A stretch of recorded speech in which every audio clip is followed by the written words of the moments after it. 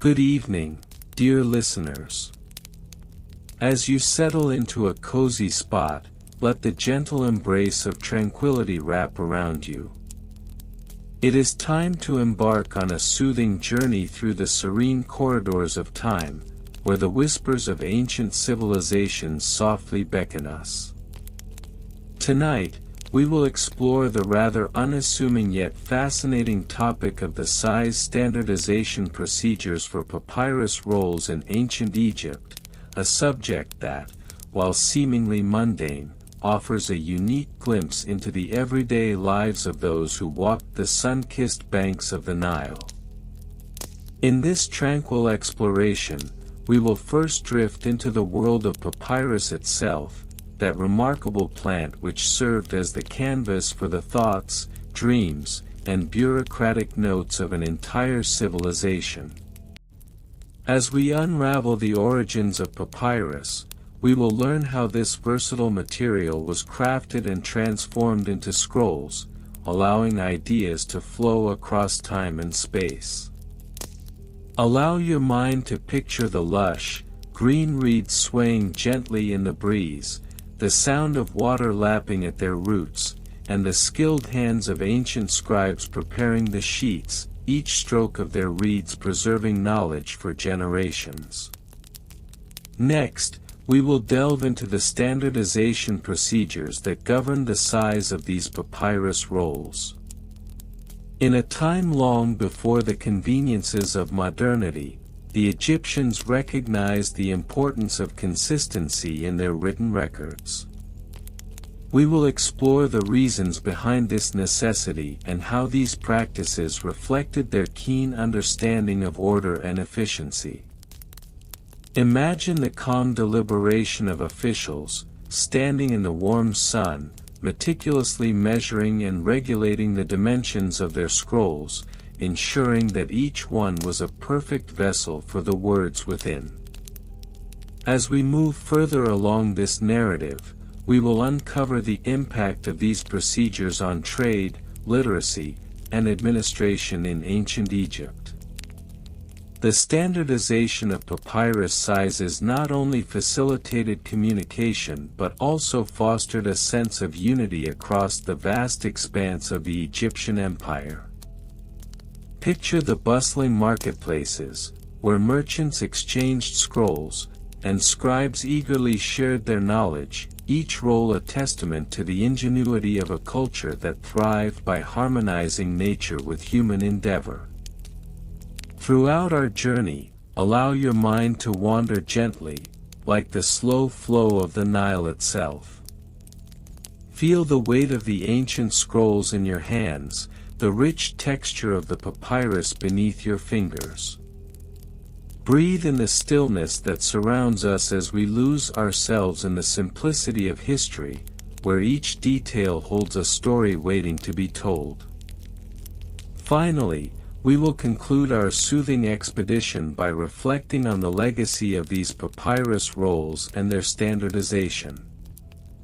Though they may seem dull at first glance, they served as the backbone of communication and record-keeping in an era that laid the foundation for so much of what we cherish today. We will find comfort in knowing that even the most mundane aspects of life can reveal profound truths about the societies that shaped our world. So, dear listeners, as you prepare to drift into a peaceful slumber, let the gentle cadence of this narrative wash over you. Allow your thoughts to settle like grains of sand in an hourglass, and let the serenity of the past cradle you into sleep. The ancient Egyptians have much to teach us, even in the quietest corners of their history. Now, with your mind calm and your heart at ease, let us begin our exploration of the dull yet delightful history of ancient Egyptian papyrus roll size standardization procedures. Close your eyes, and let the journey unfold. The history of the standardization of papyrus roll sizes in ancient Egypt can be traced back to the early dynastic periods, specifically during the reign of Pharaoh Narmer, who unified Upper and Lower Egypt around 3100 BCE. The establishment of a centralized administrative system in the early dynastic period necessitated the development of standardized materials for record-keeping and communication. The location of this significant administrative development was primarily centered in the city of Memphis, which was established as the capital of Egypt. Prior to the standardization of papyrus rolls, various sizes of papyrus sheets were utilized, often determined by the local papyrus manufacturers, who harvested the papyrus plant from the Nile Delta.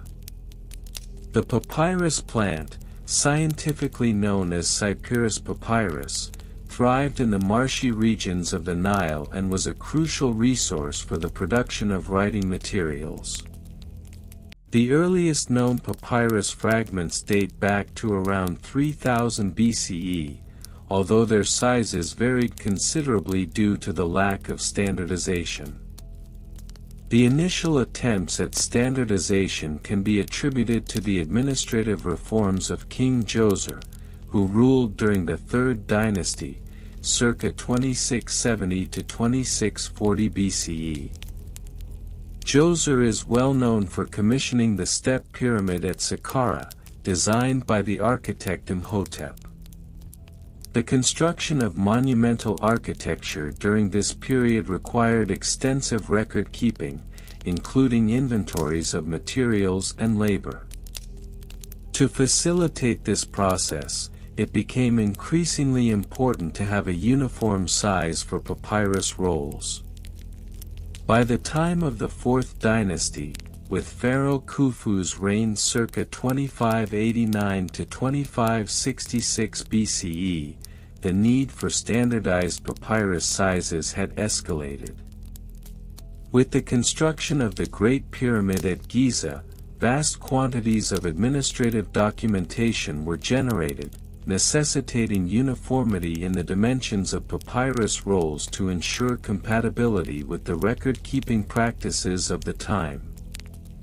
The royal scribes employed a variety of tools, including reed pens and ink made from soot and gum, to inscribe hieroglyphs onto the papyrus.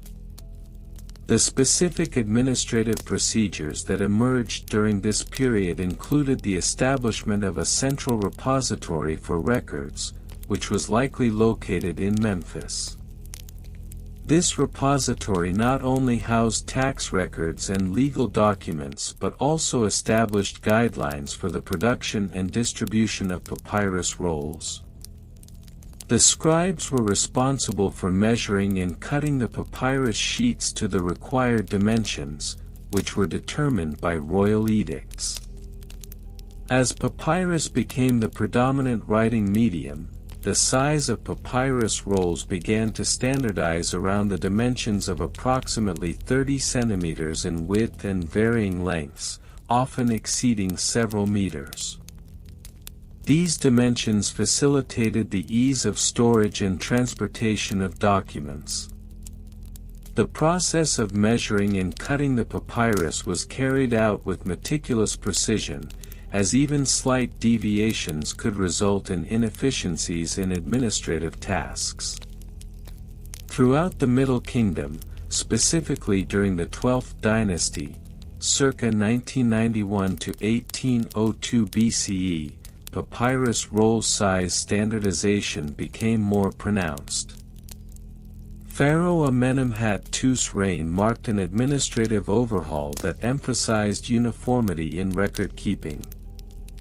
The city of Thebes emerged as a significant administrative center during this time, and it is here that we see the establishment of more formalized procedures for papyrus roll production. Scribes were organized into guilds, and their daily routines consisted of measuring raw papyrus, cutting the sheets, and preparing them for writing. The guilds likely operated under the supervision of a head scribe, who ensured compliance with the standard sizes established by royal decree. The process of preparing papyrus involved several steps, including soaking the cut strips in water, laying them out in a crisscross pattern, and pressing them together to form a cohesive sheet. Documented evidence from the Middle Kingdom indicates that the papyrus rolls were often labeled with their dimensions, and this practice further contributed to the standardization efforts. These labels were inscribed in hieroglyphs and included details about the content of the roll, the date of production, and the scribe responsible for its creation. The archival practices of the time reflect a growing awareness of the importance of maintaining consistent standards in documentation. The New Kingdom period, circa 1550 to 1070 BCE, saw a further refinement of papyrus roll sizes, facilitated by the expansive administrative needs of the Egyptian Empire. Pharaoh Thutmose III, known for his military conquests and extensive building projects, reigned from 1479 to 1425 BCE and significantly contributed to the administrative complexities of the empire. During this time, the need for standardized papyrus rolls became paramount, as the administration required consistent formats for diplomatic correspondence, tax records, and military reports. The architectural advancements of the New Kingdom, particularly the construction of monumental temples and tombs, also necessitated the efficient use of writing materials. The Temple of Karnak, dedicated to the god Ammonius, features numerous inscriptions that highlight the significance of standardized documentation. The scribes employed in these religious and administrative settings adhered to strict guidelines regarding the dimensions of the papyrus rolls, which were often used for recording rituals, inventories of offerings, and other religious texts. The role of the scribe evolved during the New Kingdom, as they became not only record keepers but also educators.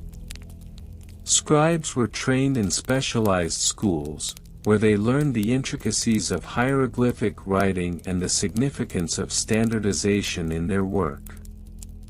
The daily routine of a scribe involved not only the physical act of writing on papyrus but also the maintenance of records and the training of apprentices.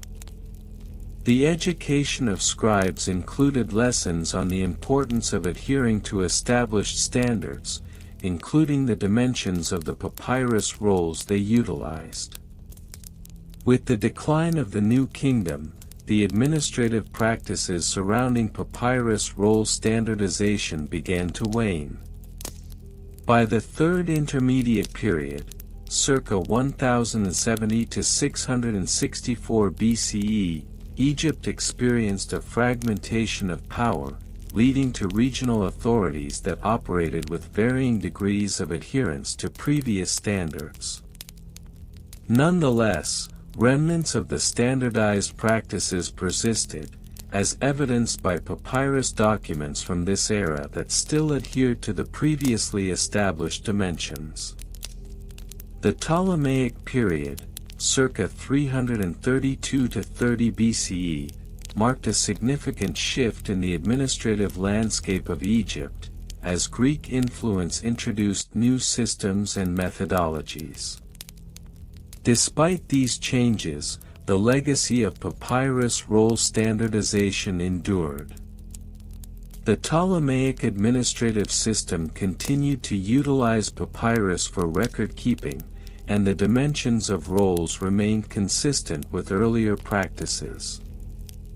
Alexandria, established as a center of learning and scholarship, became a hub for the production of papyrus documents, where the standard sizes were maintained for both local and international correspondence. The decline of the papyrus industry began in the Roman period, particularly with the rise of parchment and other writing materials. However, The historical significance of papyrus roll size standardization remains a crucial aspect of ancient Egyptian administrative practices.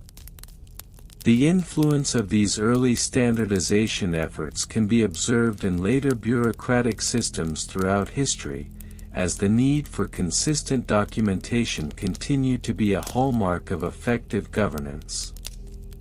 In summary, the history of the standardization of papyrus roll sizes in ancient Egypt is a reflection of the administrative evolution of a civilization that placed great importance on record-keeping and communication. From the early dynastic period through the Ptolemaic era, various pharaohs and scribes contributed to the establishment of standardized procedures that facilitated the efficient operation of the state. The architectural and administrative advancements of ancient Egypt underscore the significance of papyrus as a writing medium and the critical role of standardization in the administration of one of history's most enduring civilizations. The construction methods and materials utilized in the production of papyrus rolls during ancient Egypt involved a highly regulated process that adhered to established standards.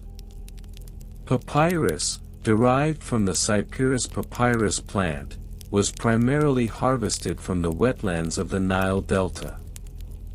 The harvesting process typically occurred between June and August, coinciding with the inundation of the Nile River, which provided optimal growth conditions for the plant. Workers, known as papyrus cutters, would use sharp knives to slice the stalks, which measured approximately 1 to 2 meters in height and 2 to 5 centimeters in diameter. Once harvested, the papyrus stalks underwent a specific preparation method. The outer green rind was removed, leaving a white inner pith. This pith was cut into thin strips, approximately 2 to 3 millimeters wide and ranging from 30 to 50 centimeters in length. These strips were then soaked in water for a duration of 24 hours to soften them. Following soaking, the strips were laid out in horizontal and vertical layers, creating a lattice formation. The layers were then pressed together under significant weight, typically using large stones, to facilitate adhesion. The pressing process lasted for a minimum of 24 hours, after which the sheets were left to dry in the sun for an additional 2 to 3 days. Maintenance procedures for papyrus rolls were equally meticulous. Papyrus, being organic, was susceptible to deterioration due to environmental factors such as humidity and pests. To mitigate degradation, papyrus rolls were stored in dry, ventilated areas, often within specially constructed wooden cabinets. The ideal storage temperature ranged between 20 to 25 degrees Celsius, with a relative humidity below 50%. Additionally, rolls were occasionally treated with oils derived from cedar wood to provide a protective barrier against moisture. Such maintenance procedures were documented in the administrative records of various temples, which often allocated a budget for the procurement of protective substances and the construction of storage facilities. The financial records related to the production and maintenance of papyrus rolls revealed a consistent monetary flow directed towards this industry. During the reign of Pharaoh Ramses II, 1279 to 1213 BCE, it is estimated that the annual expenditure for papyrus production amounted to approximately 5,000 devon of silver. This figure included costs associated with labor, materials, and maintenance supplies. Laborers involved in the papyrus industry were compensated at a standard rate of 5 devon per month, a wage that reflects the importance of their contributions to the economy. The financial records also indicated fluctuating prices based on the availability of raw materials, with costs ranging from 2 to 4 Devon per sheet of papyrus, depending on the quality and size of the roll. Personnel involved in the papyrus roll standardization process comprised various specialized roles. The chief overseer of the papyrus production, known as the Rosetta of Papyrus, was responsible for ensuring adherence to established quality standards. This position required a comprehensive understanding of papyrus cultivation, production techniques, and maintenance protocols. The Rosetta of Papyrus reported directly to the high officials of the Treasury, who were tasked with monitoring the economic implications of papyrus production within the broader context of the state's resources. Beneath the Rosetta, a cadre of skilled laborers, including cutters, preparers, and finishers, executed the various stages of production. Each laborer specialized in a particular aspect of the process, ensuring efficiency and adherence to quality standards. For instance, cutters were expected to harvest papyrus stalks with precision, while preparers were trained to cut the pith into strips of uniform dimensions.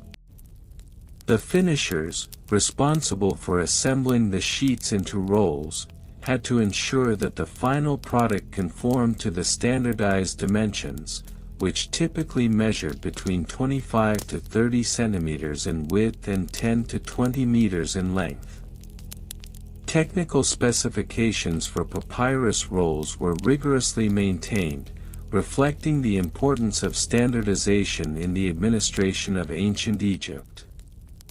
The standard width of a papyrus roll was codified as 25 centimeters, while the length was typically standardized at 10 meters, with variations allowed for specific administrative or artistic purposes.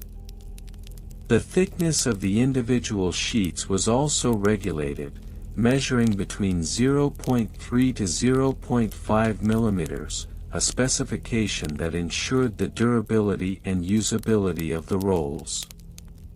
Documentation of these specifications was recorded in official scrolls, which served as reference guides for producers and overseers alike. These scrolls, believed to have been compiled during the Middle Kingdom, circa 2055 to 1650 BCE, provided a comprehensive overview of the production process, maintenance protocols, and personnel responsibilities. Each page outlined precise measurements and tolerances, ensuring that all papyrus produced met the standards required for administrative and literary use. The role of the scribes in this process cannot be overstated. Scribes were responsible for documenting every aspect of the production and maintenance of papyrus rolls. This included recording the quantities of papyrus produced, the costs incurred, and the labor employed. Scribes utilized reed pens and ink made from carbon black and gum, writing on sheets of papyrus prepared specifically for this purpose. The script employed was typically hieratic, a cursive form of hieroglyphs that facilitated quicker writing. Scribes maintained meticulous records, which not only assisted in the management of resources but also played a crucial role in the oversight of financial transactions related to papyrus production. In summary, the construction methods, maintenance procedures, financial records, personnel descriptions, and technical specifications associated with the standardized production of papyrus rolls in ancient Egypt illustrate the complexity and significance of this industry. The meticulous attention to detail ensured that papyrus remained a vital resource for administration and literature, facilitating communication and record-keeping across the vast expanse of one of history's most enduring civilizations. The establishment of these standards not only supported the economic framework of ancient Egypt but also contributed to the cultural legacy that has endured through millennia. The construction methods and materials utilized in the production of papyrus rolls during ancient Egypt involved a highly regulated process that adhered to established standards. Papyrus, derived from the Cyperus papyrus plant, was primarily harvested from the wetlands of the Nile Delta. The harvesting process typically occurred between June and August, coinciding with the inundation of the Nile River, which provided optimal growth conditions for the plant. Workers, known as papyrus cutters, were tasked with this labor-intensive job, using sharp tools to slice the stalks of the plant at the base, ensuring minimal damage to the roots so that they could regrow in the next season. Once cut, the papyrus stalks were carefully transported to nearby processing sites. This transportation often involved floating the stalks down the river, leveraging the very waters that nurtured their growth. The processing of papyrus into usable sheets was a meticulous procedure that involved several steps. First, the outer green rind of the stalks was stripped away, exposing the inner pith. This pith was then cut into thin strips, typically measuring about 1 to 2 centimeters wide. From there, the strips were laid side by side on a flat surface, often a mat made of reeds or woven fibers. After arranging the strips, a second layer was placed atop the first, with the fibers oriented perpendicularly to create a crosshatch pattern. This configuration not only provided structural integrity to the sheets but also helped in the drying process. The layers were then pressed down, often with a heavy stone or wooden beam, to eliminate excess moisture. The pressing technique was crucial, as it ensured that the strips adhered to one another through natural sap and moisture, creating a cohesive sheet. The sheets were then left to dry under the sun, a process that could take several days depending on the humidity and temperature. In terms of measurements, a typical papyrus sheet could measure anywhere from 25 to 50 centimeters in width and up to 4 meters in length. Once fully dried, these sheets were carefully smoothed out. Artisans would sometimes rub the surface with stones to create a finer texture suitable for writing.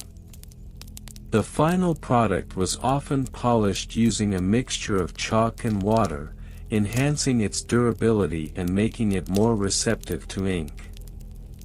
Historical context reveals that papyrus was not merely a writing surface, it played a pivotal role in the administration and culture of ancient Egypt. From as early as 3000 BCE, papyrus was used to document everything from government decrees and religious texts to literary works and personal letters.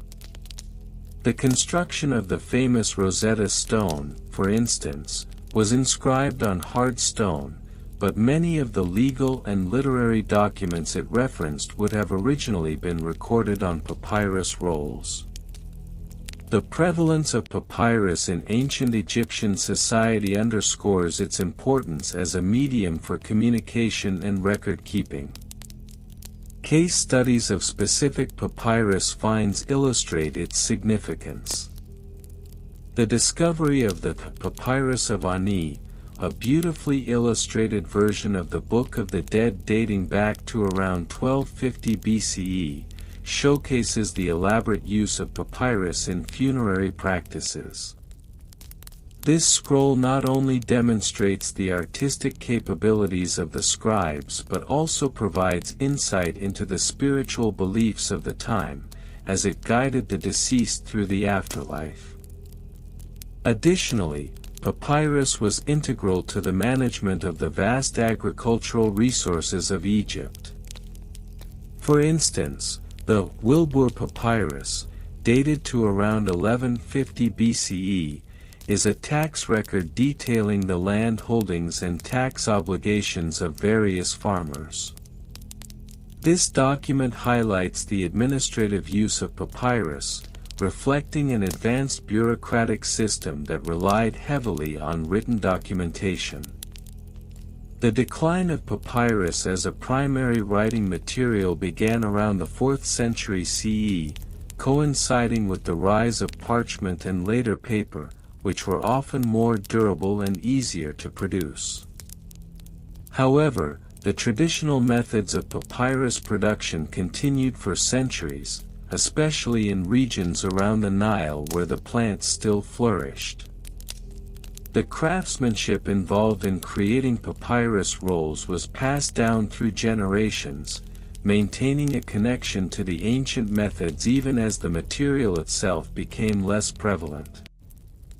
In conclusion, the production of papyrus rolls during ancient Egypt was an intricate process that combined agricultural knowledge, skilled craftsmanship, and cultural significance.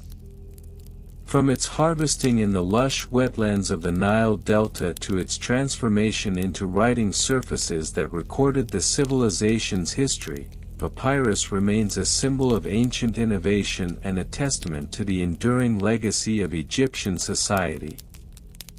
As we study these processes, we gain not only insights into the practicalities of papyrus production but also the broader historical narrative of a civilization that greatly valued written communication in all facets of life. The construction methods and materials employed in the production of papyrus rolls were intricate yet standardized, reflecting the ancient Egyptians' commitment to efficiency and uniformity. Papyrus, derived from the pith of the Papyrus papyrus plant, was primarily harvested along the Nile River. The harvesting season typically occurred between May and July when the plants reached optimal maturity. Workers would cut the stalks into strips approximately 1.5 to 2 centimeters in width and 60 to 90 centimeters in length. After harvesting, the strips underwent a meticulous process of soaking, which lasted from 3 to 5 days in water to soften the fibers. Following this, the strips were laid side by side, overlapping slightly, on a flat surface. Additional strips were placed in the opposite direction atop the first layer, creating a crosshatch pattern. This method, known as the wet method, was crucial for ensuring adhesion. The layers were then pressed together, often using a wooden board or stone slab, and weighted down for an additional 24 hours to facilitate bonding. Once pressed, the sheets were dried under the sun for several days, resulting in a flexible yet durable writing surface. The maintenance procedures for papyrus rolls, once produced, were essential to ensure their longevity and usability. Historical records indicate that papyrus rolls were typically stored in wooden boxes or cabinets, protected from direct sunlight and humidity. This was particularly important in the arid climate of Egypt, where fluctuations between extreme heat and moisture could cause degradation. Additionally, scribes were instructed to handle the rolls with care, using only specific writing implements, such as reed pens dipped in ink made from carbon black or ochre, to prevent scratches and tears. Financial records and costs associated with papyrus production reveal the economic significance of this commodity. A papyrus roll, measuring approximately 3.5 meters in length and 0.25 meters in width, could cost around 20 deben, a unit of weight equivalent to approximately 91 grams of silver. This price fluctuated based on the quality of the papyrus, the intricacies of its production, and market demands. For instance, during the reign of Pharaoh Ramses II, circa 1279 to 1213 BCE, records indicate that the demand for papyrus surged due to an increase in administrative and literary activities, resulting in price inflation.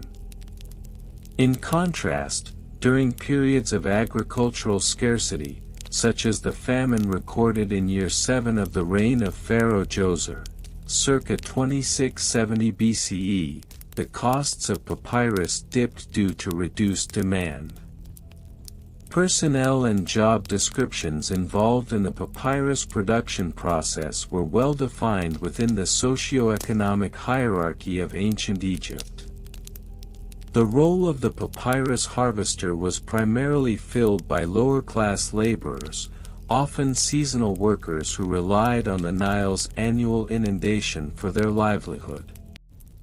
These individuals were organized into groups and led by a foreman, responsible for overseeing daily operations and ensuring compliance with harvesting techniques. Once harvested, the processing of papyrus was typically conducted by specialized artisans known as papyrus makers. These individuals were skilled in the traditional methods of papyrus crafting, often passing down techniques through familial lines. Their work was not only labor-intensive but also required a deep understanding of the properties of the papyrus plant. The papyrus makers held a higher social status than the harvesters due to their craftsmanship and the demand for their products. Scribes, who played a critical role in the use of papyrus, were highly educated individuals responsible for recording and maintaining texts for administrative, legal, and literary purposes. Their proficiency in hieroglyphics and cursive scripts made them indispensable to the state and religious institutions. Scribes often received a salary in the form of food rations or silver, which reflected their significance in ancient Egyptian society.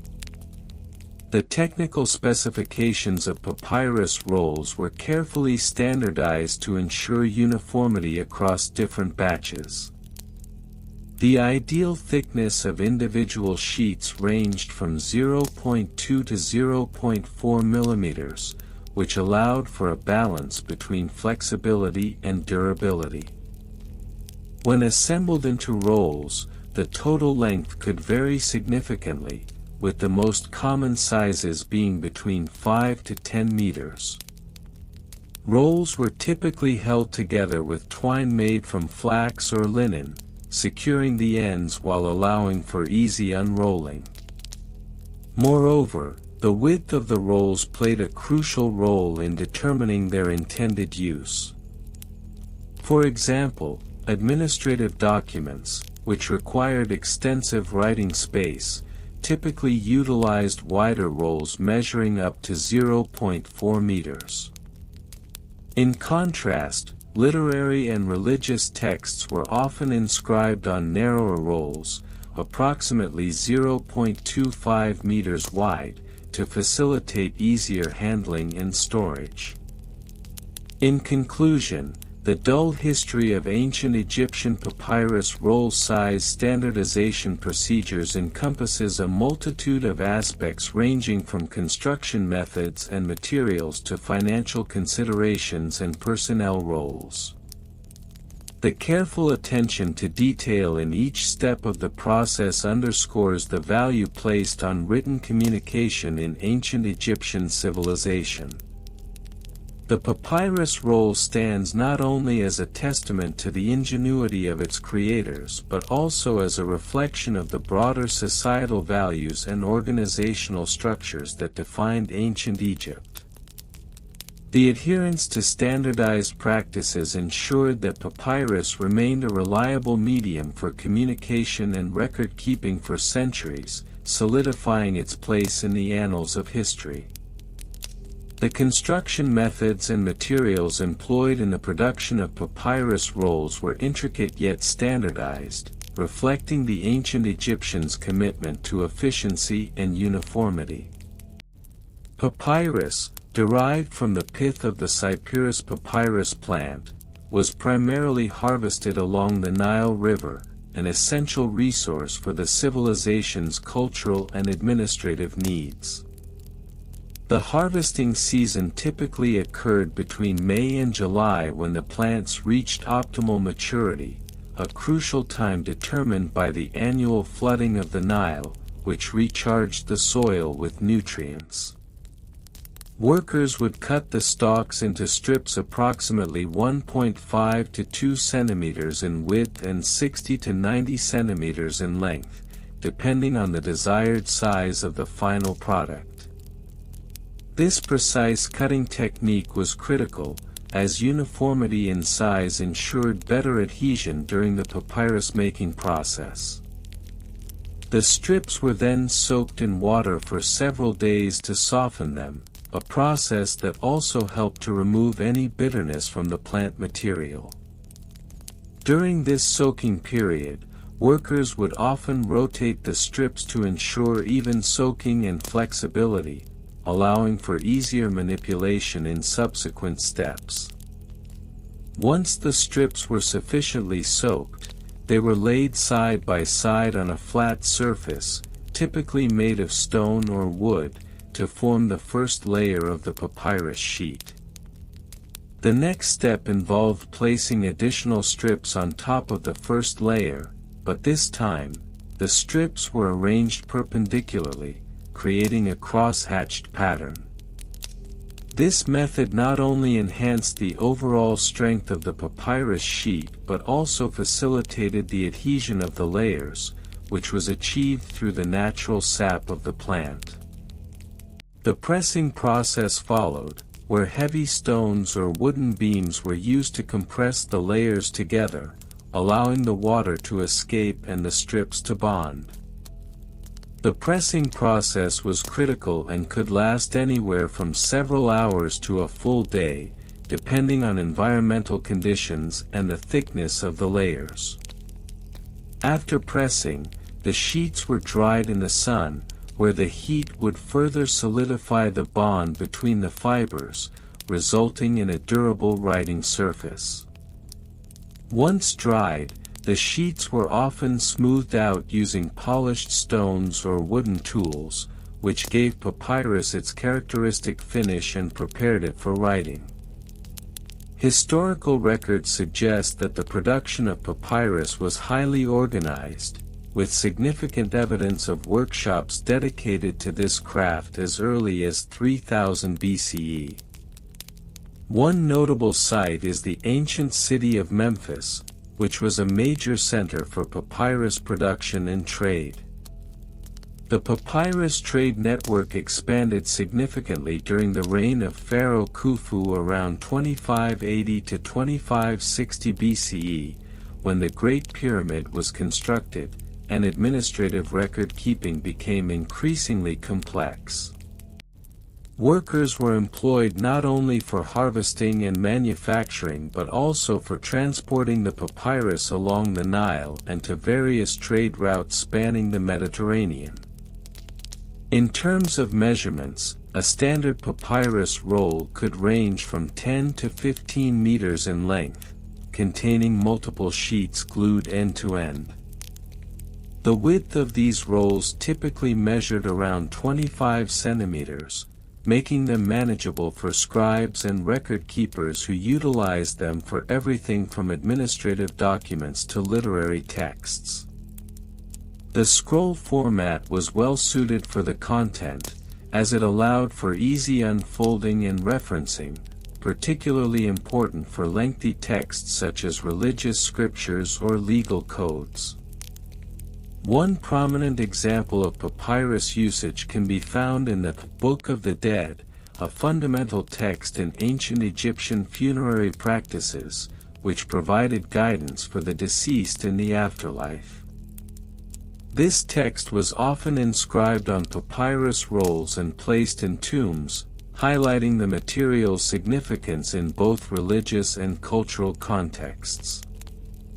The Geber's Papyrus, dating to circa 1550 BCE, serves as another key example, containing extensive medical knowledge from ancient Egypt, further underscoring the versatility and value of papyrus in various fields of study. The decline of papyrus as a dominant writing material began around the 4th century CE, primarily due to the rise of parchment and paper made from wood pulp, which were more readily available and easier to produce. However, papyrus remained in use for several centuries, especially in Egypt, where it was not only a writing medium but also a vital part of the economy and cultural identity. In summary, the intricate processes involved in the production of papyrus rolls reflect the ancient Egyptians' sophisticated understanding of their natural resources and their ability to standardize and industrialize essential crafts. From the meticulous harvesting of Papyrus papyrus to the careful assembly and pressing of sheets, every step was designed to produce a reliable, durable product that met the needs of a burgeoning civilization. The enduring legacy of papyrus is evident in the historical documents that have survived, offering a glimpse into the everyday life, administration, and beliefs of ancient Egypt.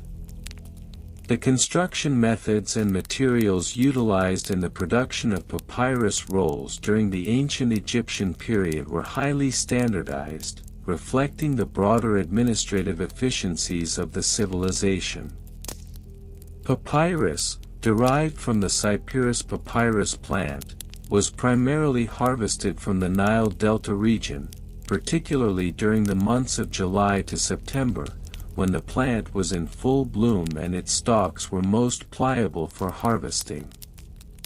The process commenced with the careful selection of mature stalks, which typically measured between 2 to 4 meters in height and had a diameter of approximately 3 to 5 centimeters.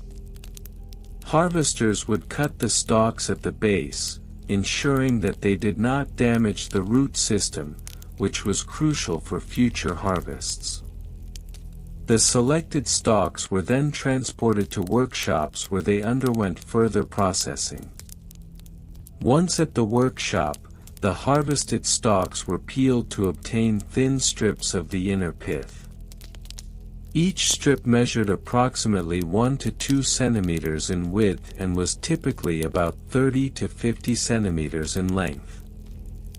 The strips were then soaked in water for a duration of 24 to 48 hours, a process that served to soften the fibers and began the process of fermentation, which would eventually aid in the adhesion of the strips to one another.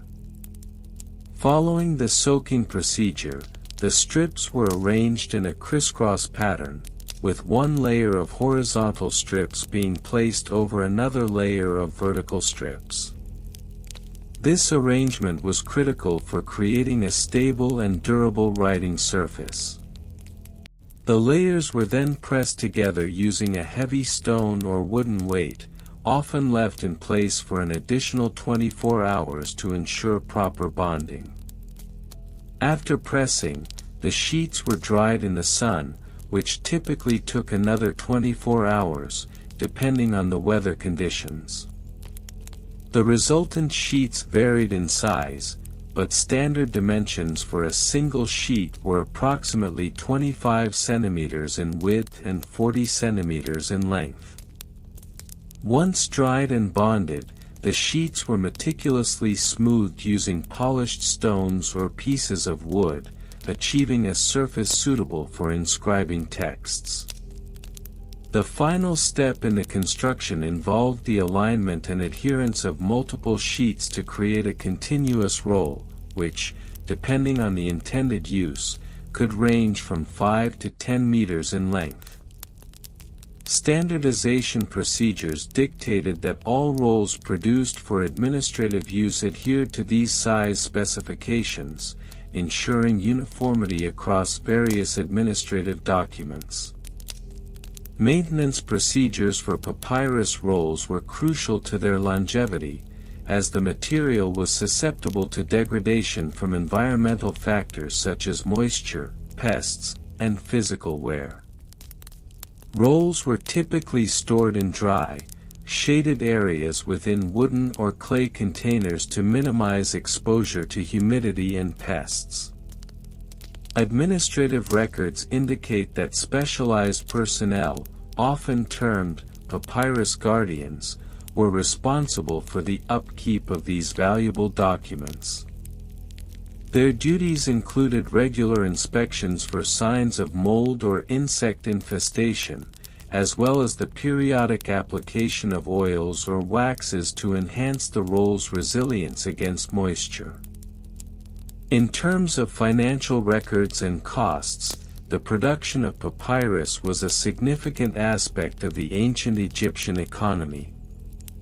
The price of papyrus fluctuated based on demand and availability, with records from the Ptolemaic period, circa 332 to 30 BCE, indicating that a standard roll of papyrus could cost between 6 and 12 drachmas, depending on the quality and size.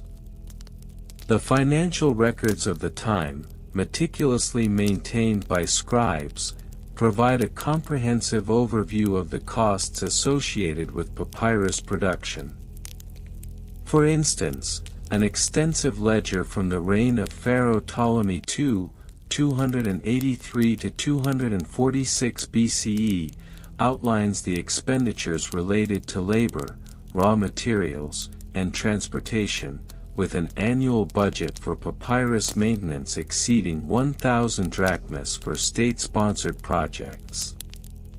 Personnel involved in the production and maintenance of papyrus rolls were categorized into various roles, each with specific job descriptions that contributed to the overall efficiency of the papyrus industry.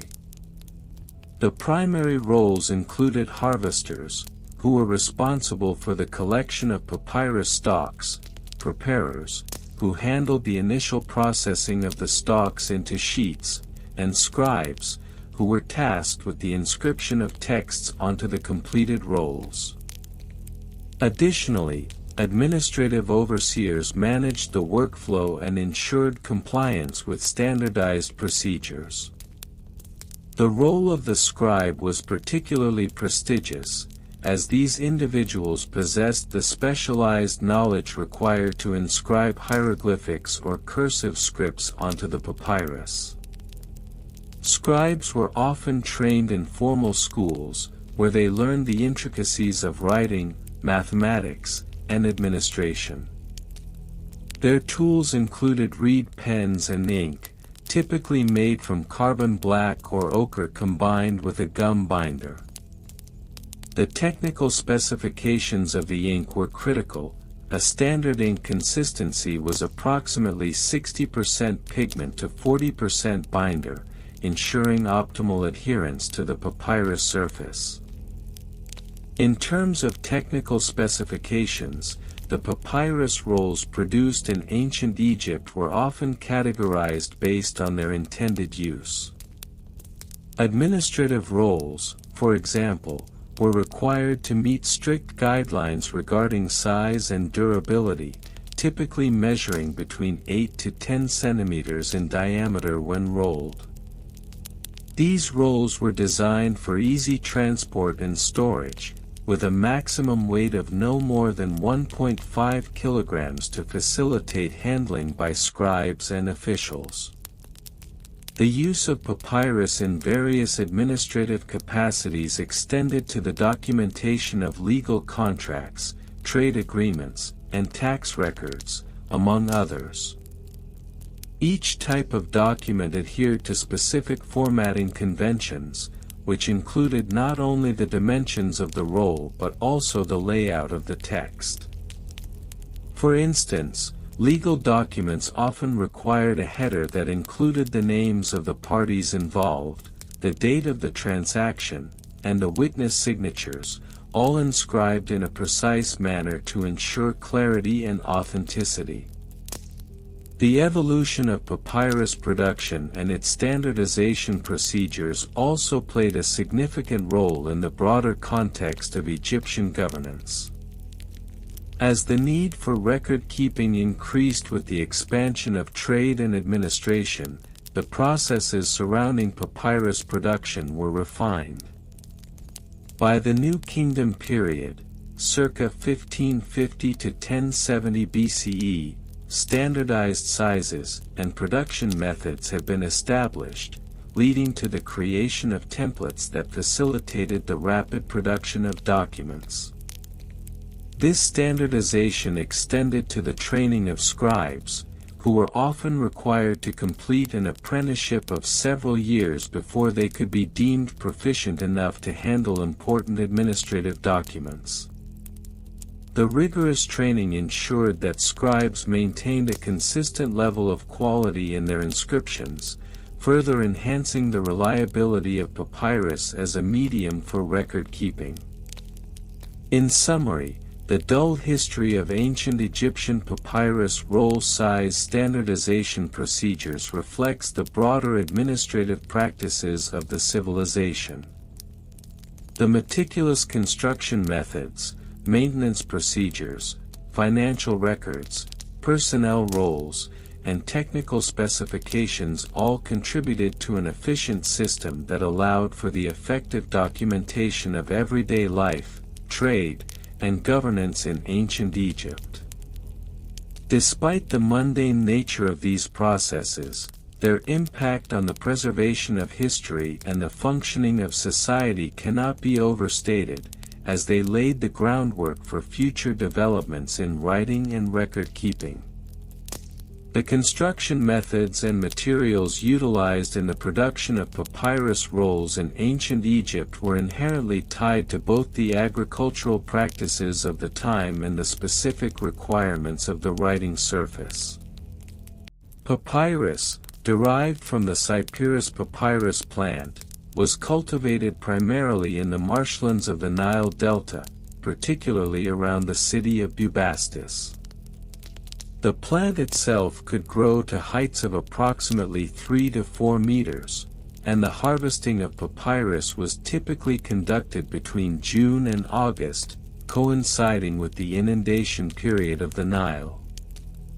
The construction of a papyrus roll involved several distinct stages, each requiring meticulous attention to detail. Initially, the outer stalks of the papyrus plant were cut into strips, roughly 1 to 2 centimeters in width. Following the harvesting, the strips were soaked in water for a period ranging from 12 to 24 hours, which facilitated the softening of the plant material. Once sufficiently pliable, the strips were then laid out in horizontal and vertical orientations to create a mat. The horizontal strips formed the base layer, while the vertical strips were placed atop them, creating a crosshatch pattern. This method of layering was critical, as it contributed significantly to the durability and flexibility of the finished product. The next step in the construction process involved the application of pressure to the assembled layers. This was typically achieved using a large flat stone or wooden beam, which was placed atop the mat for several hours, allowing the natural sap of the papyrus to act as an adhesive. Once dried, the sheets were then pressed and smoothed, resulting in a single, cohesive writing surface. Each sheet of papyrus measured approximately 30 to 40 centimeters in width and could vary in length, often extending up to 10 meters for larger scrolls. Maintenance procedures for papyrus rolls were equally systematic and adhered to certain protocols to ensure longevity. Given the organic nature of papyrus, it was susceptible to degradation from environmental factors such as humidity and insect activity. As such, storage conditions were of paramount importance. Rolls were typically housed in wooden or clay containers, which provided protection from moisture and pests. Additionally, it was common practice to apply a protective coating of oil or resin to the surface of the papyrus, thereby enhancing its resistance to deterioration. Regular inspections were mandated, with specialized personnel responsible for assessing the condition of the rolls. These inspectors, known as sesh or scribes, were trained in the meticulous art of papyrus maintenance. They were required to document any signs of wear or damage, employing a standardized form to record their findings. Typical entries included details on the roll's dimensions, the presence of insects, evidence of mold, and the overall legibility of the text. Such documentation was critical, as it allowed for proactive measures to be taken, such as re-rolling or even reconstituting sections of the papyrus when necessary. Financial records and costs associated with the production and maintenance of papyrus rolls were closely monitored, given the economic significance of this writing material. The pricing of papyrus varied considerably based on quality and size. As early as 3000 BCE, the cost of a standard roll, measuring approximately 5 meters in length and 30 centimeters in width, could range from 4 to 8 deben, depending on the quality of the papyrus and the demand at market. A deben was a unit of weight, typically around 91 grams, which made the cost of high-quality papyrus relatively significant in the context of an average laborer's daily wage. The financial management of papyrus production was overseen by a cadre of administrators known as priestly scribes, who were responsible for maintaining detailed ledgers of expenditures and revenues. These records would document not only the costs associated with the raw materials and labor but also any ancillary expenses related to storage and maintenance. For example, a typical ledger entry might record the purchase of 200 stalks of papyrus at the cost of 2 deben per stalk, totaling 400 deben, alongside notes on the labor costs incurred during the harvesting and processing phases. Moreover, the financial implications extended to the scribes themselves, whose salaries were often tied to the successful maintenance and utilization of papyrus.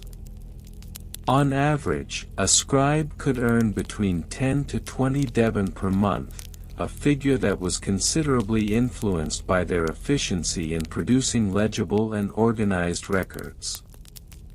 Additionally, it was customary for scribes to receive a commission based on the volume of work completed, thus incentivizing meticulousness and productivity. The personnel involved in the papyrus production and maintenance processes were diverse, encompassing a range of job descriptions and responsibilities. At the top of this hierarchy were the chief scribes, who oversaw the entire operation and ensured adherence to standardized practices. They were responsible for training junior scribes and managing the procurement of materials. These individuals often held significant sway within the administrative structures of ancient Egyptian society, as their expertise in record-keeping was crucial for the functioning of governmental and religious institutions. Directly beneath the chief scribes were the senior scribes, who managed day-to-day operations, including the organization of labor teams responsible for harvesting and processing papyrus. These senior scribes reported to the chief scribes and were tasked with ensuring that all maintenance procedures were followed diligently. Their role often required a deep understanding of both the agricultural and technical aspects of papyrus processing.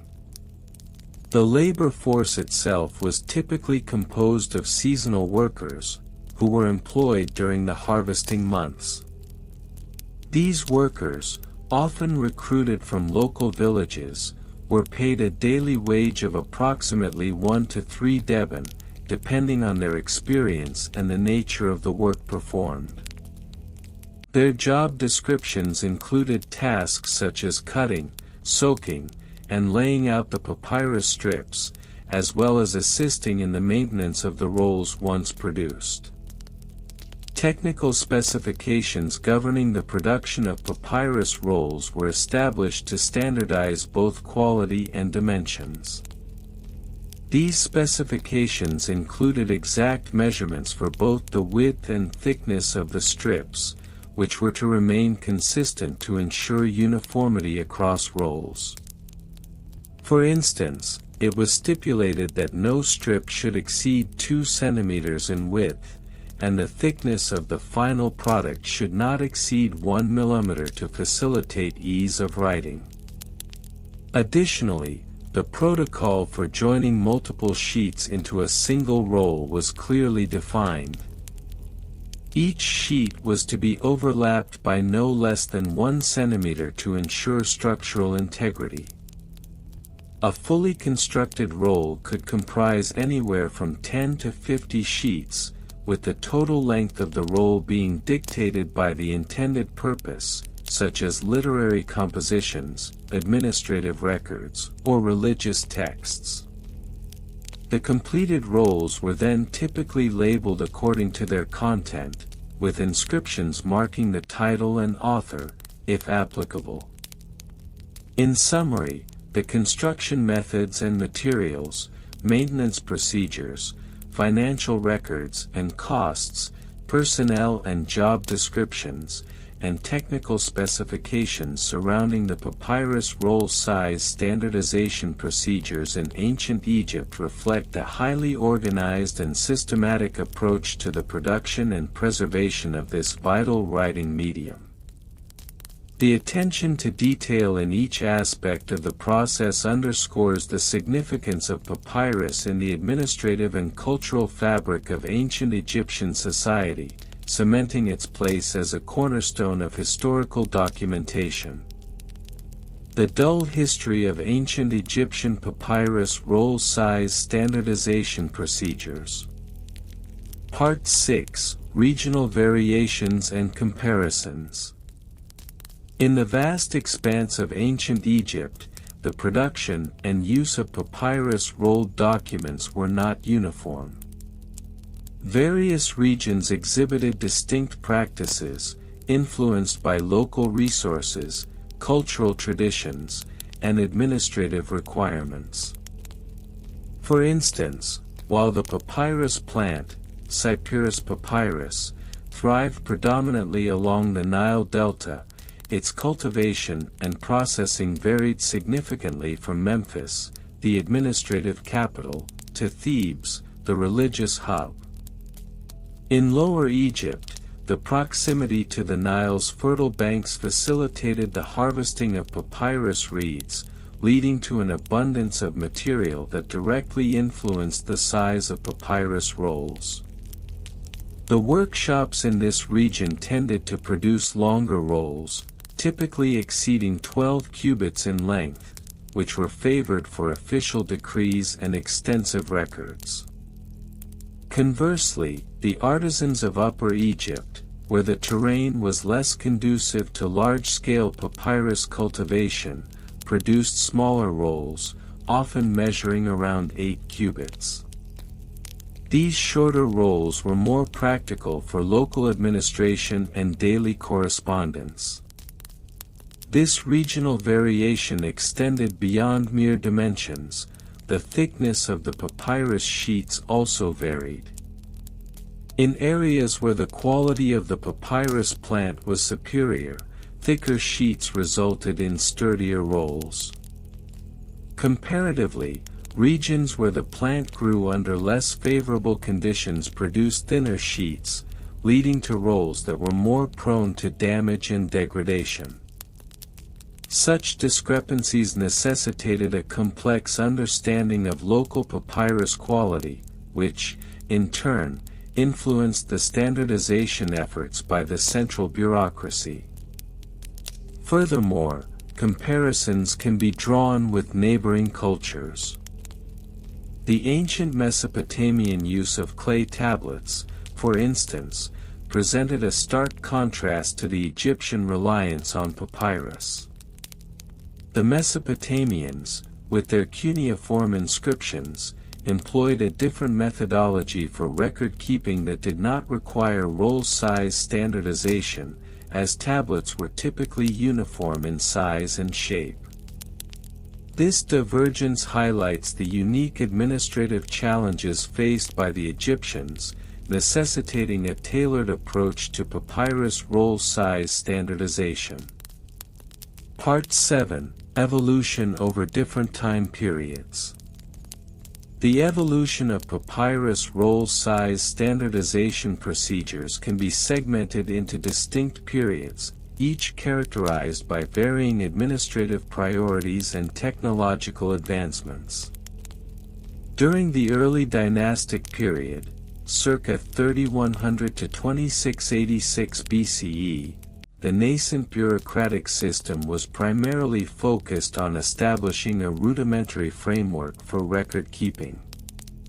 At this time, papyrus rolls were produced with little regard for size consistency, resulting in a chaotic array of dimensions that reflected individual scribes' preferences.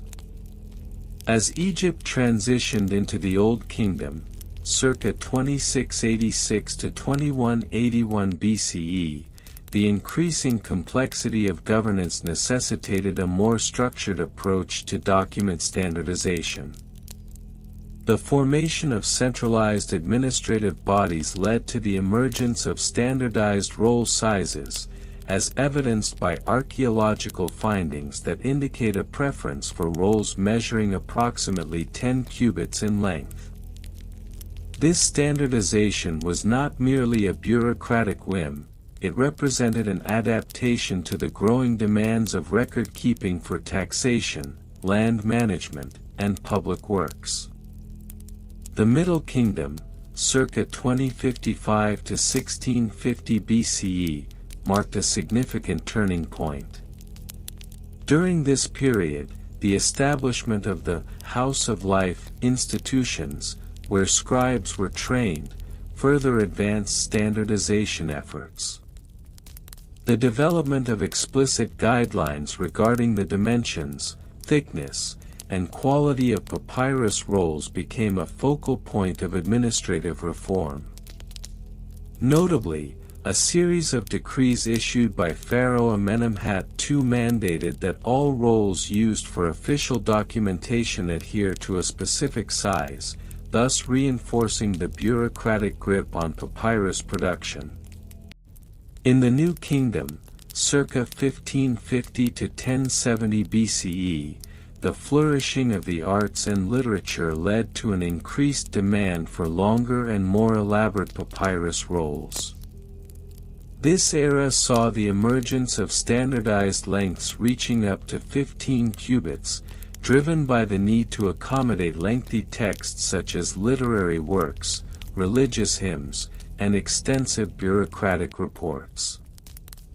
These advancements in roll size directly correlated with the proliferation of literacy among elite classes, further entrenching the significance of standardized papyrus dimensions in the fabric of Egyptian society. Part 8: Bureaucratic Regulations and Laws. The bureaucratic apparatus of ancient Egypt was characterized by an intricate web of regulations governing various aspects of life, including the production and usage of papyrus rolls. The establishment of laws pertaining to papyrus roll size standardization can be traced back to the aforementioned decrees of Amenemhat II, which mandated adherence to specific dimensions and quality standards. These regulations were not mere suggestions, they were enforced by a cadre of officials known as the scribes of the rolls, whose responsibilities included monitoring production practices and ensuring compliance with established standards. These scribes were tasked with conducting inspections of papyrus workshops, where they would measure rolls using standardized rods, often made from durable materials like wood or metal. Any rolls found to be non-compliant would be marked with a red ink stamp, signifying their rejection for official use. In addition, legal repercussions awaited those found in violation of these regulations. Scribes and papyrus producers who consistently failed to adhere to size standards could face severe penalties, including fines or loss of privileges to operate as sanctioned producers. These laws were further codified in administrative texts, which detailed the exact measurements and quality benchmarks required for acceptable papyrus rolls. The bureaucratic emphasis on standardization extended to the training of new scribes, who were educated in the importance of maintaining uniformity in document production. Schools established during the New Kingdom incorporated lessons on the legal implications of non-compliance with papyrus standards, thereby instilling a sense of accountability among future generations of scribes. Part 9: Supply Chain and Logistics. The logistics surrounding the production and distribution of papyrus rolls were complex and multifaceted. The papyrus supply chain was influenced by a variety of factors, including geographic location, seasonal fluctuations in harvesting, and the intricate network of trade routes that facilitated the movement of goods throughout Egypt. Papyrus cultivation typically occurred during the inundation season, when the Nile overflowed its banks, creating ideal conditions for the growth of the papyrus plant. Harvesting was a labor-intensive process, requiring skilled workers to carefully cut the reeds and transport them to processing facilities. The quality of the papyrus produced was highly dependent on the timing of the harvest, as well as the methods employed in processing the plant into usable sheets. Once processed, the papyrus sheets were transported to scribal workshops, which were often located in urban centers. The logistics of this movement were critical, as delays could result in shortages that disrupted the availability of rolls for official use. In addition, the workshops themselves required a consistent supply of high-quality sheets to meet the demand for standardized sizes. This led to the establishment of trade agreements between regional producers and central authorities, ensuring a steady flow of papyrus to key administrative centers. The distribution of papyrus rolls also necessitated careful planning, particularly during periods of increased demand, such as tax collection or the compilation of legal documents.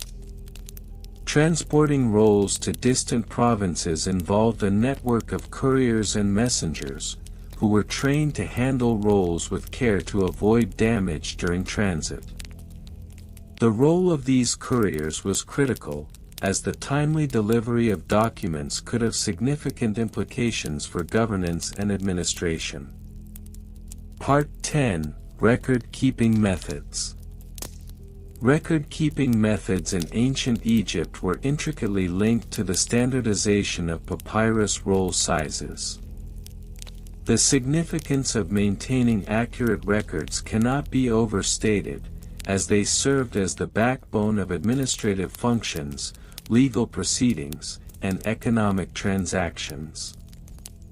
The early use of hieroglyphics and later hieratic scripts on papyrus rolls facilitated the documentation of everything from agricultural yields to judicial proceedings.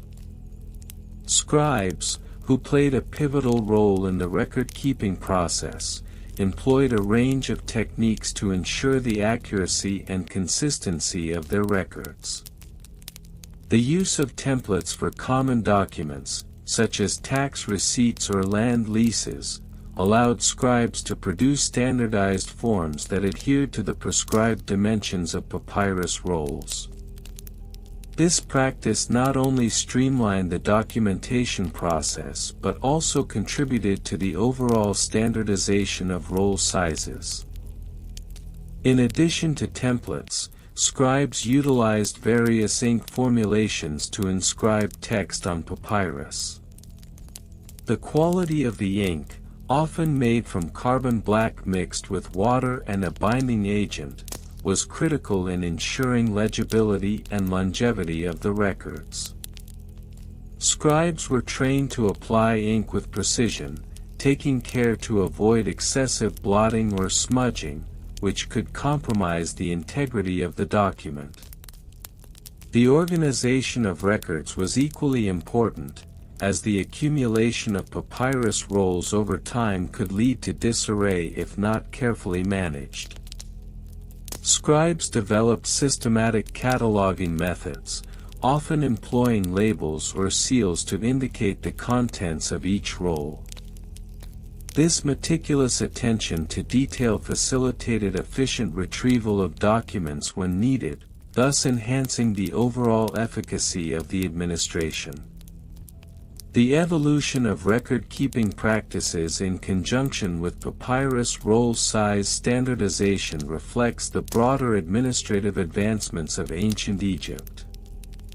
The interplay between bureaucratic regulation, logistical considerations, and record management not only underscores the importance of papyrus in Egyptian society but also highlights the enduring legacy of these practices in shaping the course of history.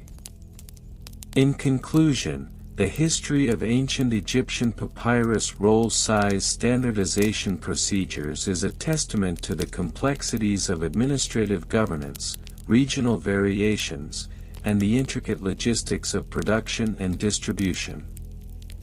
As scholars continue to uncover the nuances of this seemingly mundane topic, the significance of papyrus rolls in the context of ancient Egyptian civilization becomes ever more apparent, revealing a rich tapestry of human endeavor in the pursuit of organization and order.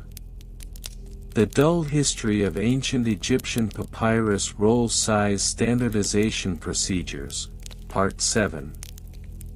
As we delve further into the annals of the tedious history of ancient Egyptian papyrus roll size standardization procedures, we must now shift our focus to a few significant yet often overlooked aspects that pertain to regional variations and comparisons, the evolution of these procedures over time, the bureaucratic regulations and laws governing them, the supply chain and logistics involved in papyrus production, and the record-keeping methods employed by the ancient Egyptians.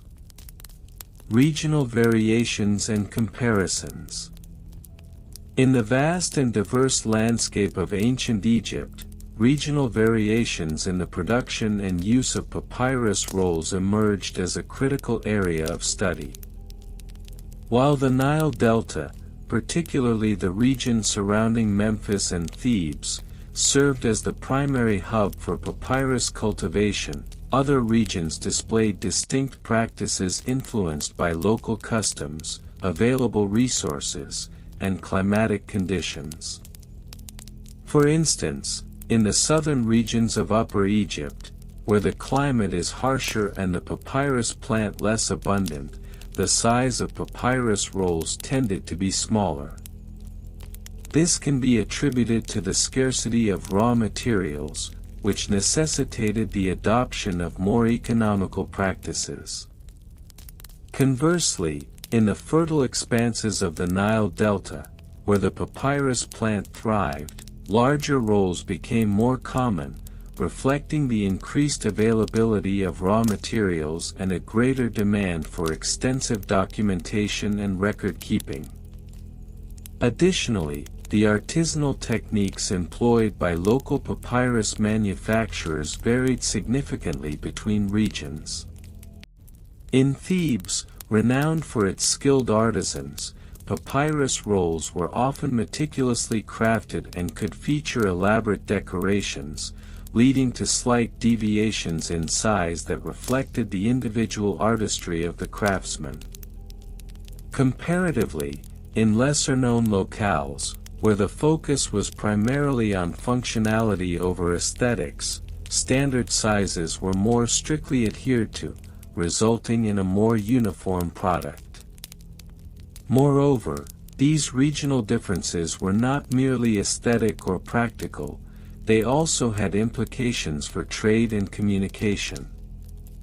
For example, the differences in roll sizes necessitated a standardized system of measurement that could be universally understood across various regions. This led to the development of a rudimentary yet effective system of unit measurement, which, while lacking the precision of modern standards, facilitated interactions between different regions and contributed to the burgeoning economy of papyrus trade. Evolution over different time periods. The evolution of papyrus roll size standardization procedures is a narrative that spans several millennia, reflecting the broader socio-political and economic changes within ancient Egyptian society. Initially, during the early dynastic period, circa 3100 to 2686 BCE, the papyrus roll was a relatively straightforward medium, primarily used for administrative and religious texts. The sizes were not standardized, rather, they were often dictated by the individual scribe's needs and the available materials. However, as Egypt transitioned into the Old Kingdom, circa 2686 to 2181 BCE, the burgeoning bureaucracy necessitated a more structured approach to papyrus roll production. The increasing complexity of administrative tasks, coupled with the rise of monumental architecture and state-sponsored projects, led to the establishment of a more formalized system of roll sizes. During this period, the introduction of standardized measurements, such as the cubit, allowed for a semblance of consistency in the dimensions of papyrus rolls. As we progress into the Middle Kingdom, circa 2055 to 1650 BCE, there is evidence of further refinement in the papyrus roll size standardization procedures. The development of a centralized bureaucracy necessitated the implementation of strict regulations governing the production and distribution of papyrus. Notably, decrees from the period indicate that specific sizes were designated for particular types of documents, such as legal texts, literary works, and administrative records, thereby formalizing the relationship between content and format.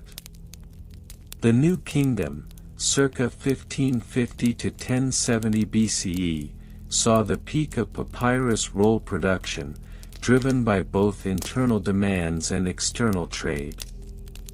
The proliferation of literature and the arts during this time led to an increase in the variety of roll sizes, although the overarching trend remained rooted in standardization. Bureaucratic regulations became more stringent, and the need for consistent sizing became critical to facilitate efficient record-keeping and correspondence, particularly in the context of administration and taxation. Bureaucratic regulations and laws. The bureaucratic framework that governed papyrus roll size standardization was a complex web of regulations, laws, and edicts issued by various pharaohs and high-ranking officials throughout the ages. These regulations were often inscribed on stelae, papyrus documents, or carved into temple walls, and their content provides valuable insight into the administrative priorities of the time. One notable decree from the reign of Pharaoh Amenhotep III states that all papyrus rolls used for official documentation must conform to the dimensions of the royal cubit, lest they be deemed invalid and subject to destruction. Such stringent regulations reflected the significance of papyrus in the administration and governance of the state. Non-compliance could result in severe penalties for scribes and merchants alike, highlighting the critical role of papyrus in maintaining the bureaucratic apparatus of ancient Egypt.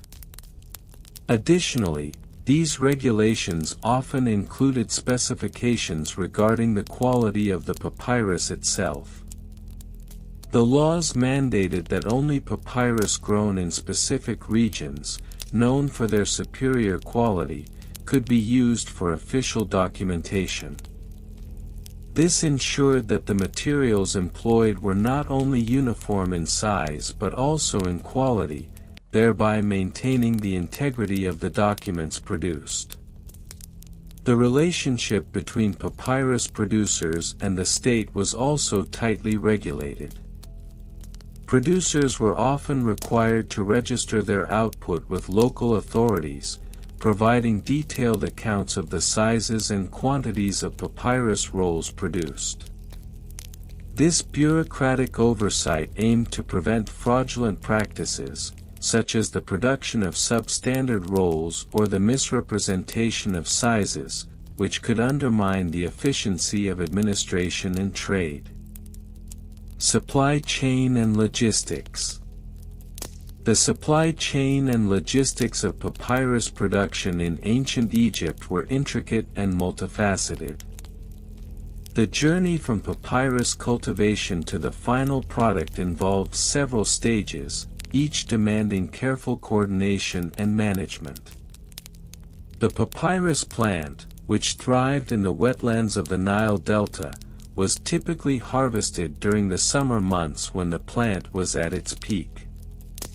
Once harvested, the stalks were transported to localized production centers, where they were processed into sheets. Processing involved a meticulous series of steps. The outer green layer of the stalk was stripped away, and the inner pith was cut into thin strips. These strips were then laid out in a crisscross pattern and pressed together, utilizing a combination of weight and moisture to bond them into cohesive sheets. This labor-intensive process required not only skilled artisans but also a reliable supply of water, which was often drawn from the Nile using primitive irrigation techniques. Once the sheets were prepared, they were left to dry in the sun, after which they could be cut and joined to form rolls of varying sizes. The logistics of this process were complicated by the seasonal nature of papyrus cultivation and the reliance on natural resources. Flooding, drought, and other climatic factors could drastically impact the availability of raw materials, necessitating a responsive and adaptable supply chain. Trade routes played a crucial role in the distribution of papyrus both within Egypt and beyond its borders. The Nile River served as the primary artery for transporting papyrus to urban centers, where demand for documentation surged. Merchants and traders would often transport large quantities of papyrus to cities such as Alexandria, where it could be sold to scribes and scholars. The need for standardized sizes facilitated this trade, as it allowed merchants to package and sell their wares with greater efficiency. Record-keeping methods. The record-keeping methods employed by the ancient Egyptians were as varied and complex as the bureaucratic structures that necessitated them. Scribes, who occupied a revered position in society due to their literacy and expertise, were responsible for maintaining meticulous records on papyrus scrolls, clay tablets, and other materials. The development of a standardized size for papyrus rolls had profound implications for record keeping. A uniform size allowed for the organization of documents in administrative offices, libraries, and temples, facilitating easier retrieval and reference when needed. Various categories of documents, such as tax records, legal agreements, and literary works, would often be stored in designated repositories according to their size and type, creating a systematic approach to record management. To further enhance the efficiency of record keeping, scribes developed a variety of writing styles and scripts, including hieroglyphs, hieratic, and demotic scripts. Each script offered unique advantages depending on the context, with hieratic being favored for everyday record keeping due to its speed of writing, while hieroglyphs were reserved for ceremonial and monumental inscriptions.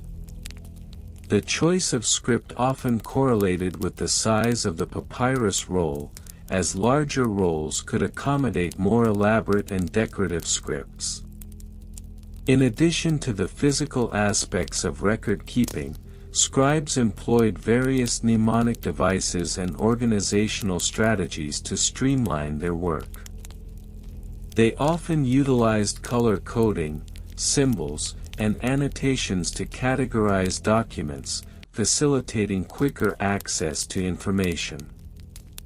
Such methods, while rudimentary by modern standards, demonstrated a remarkable level of sophistication and foresight within the administrative practices of ancient Egypt.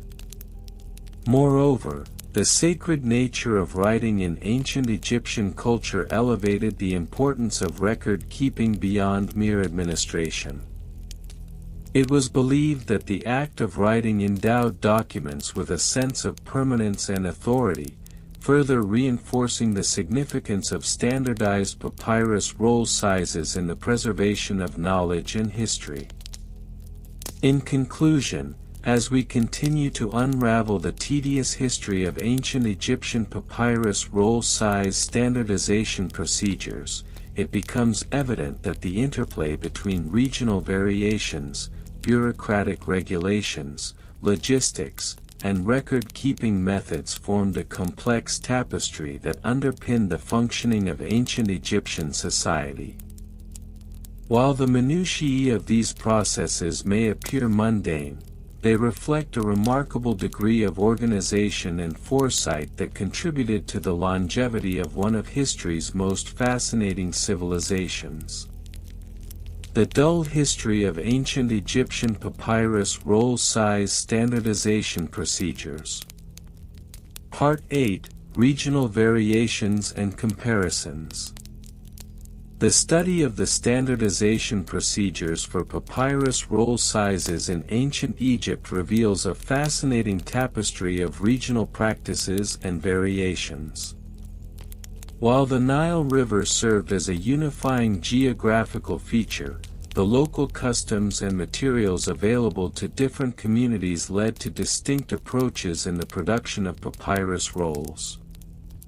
In Upper Egypt, for instance, the papyrus plant, Papyrus papyrus, was more abundant along the marshy banks of the Nile, leading to larger and thicker rolls. Artisans in cities such as Thebes were known to produce rolls that could exceed the standard length of 10 cubits, due to the availability of superior quality reeds. Conversely, in Lower Egypt, where various agricultural practices overshadowed papyrus cultivation, the rolls tended to be of a smaller size, typically around 8 cubits in length, as the demand for papyrus was less pronounced. In the region of Memphis, a major administrative center, papyrus rolls were often produced in bulk for bureaucratic use, leading to the establishment of a basic standardization process that emphasized uniformity in dimensions.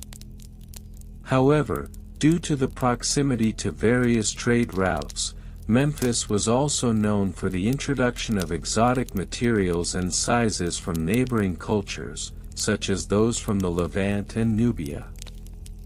This integration of foreign practices occasionally led to an informal blending of dimensions, creating a fascinating, albeit chaotic, patchwork of sizes. The discrepancies in roll sizes also extended to the various writing systems utilized across the regions. In Upper Egypt, hieratic script was prevalent, necessitating wider rolls to accommodate the elongated strokes and fluidity of the writing.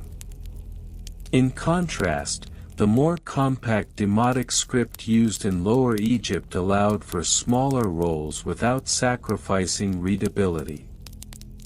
This linguistic variation further complicated the standardization efforts and highlighted the need for localized regulations. Part 9: Evolution over different time periods.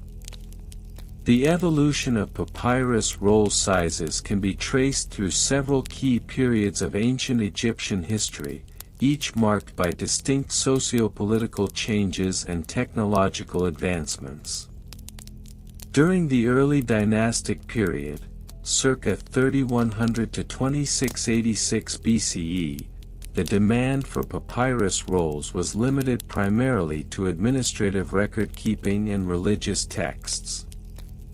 The rolls produced during this time were rudimentary and varied significantly in size, reflecting the nascent state of bureaucratic organization.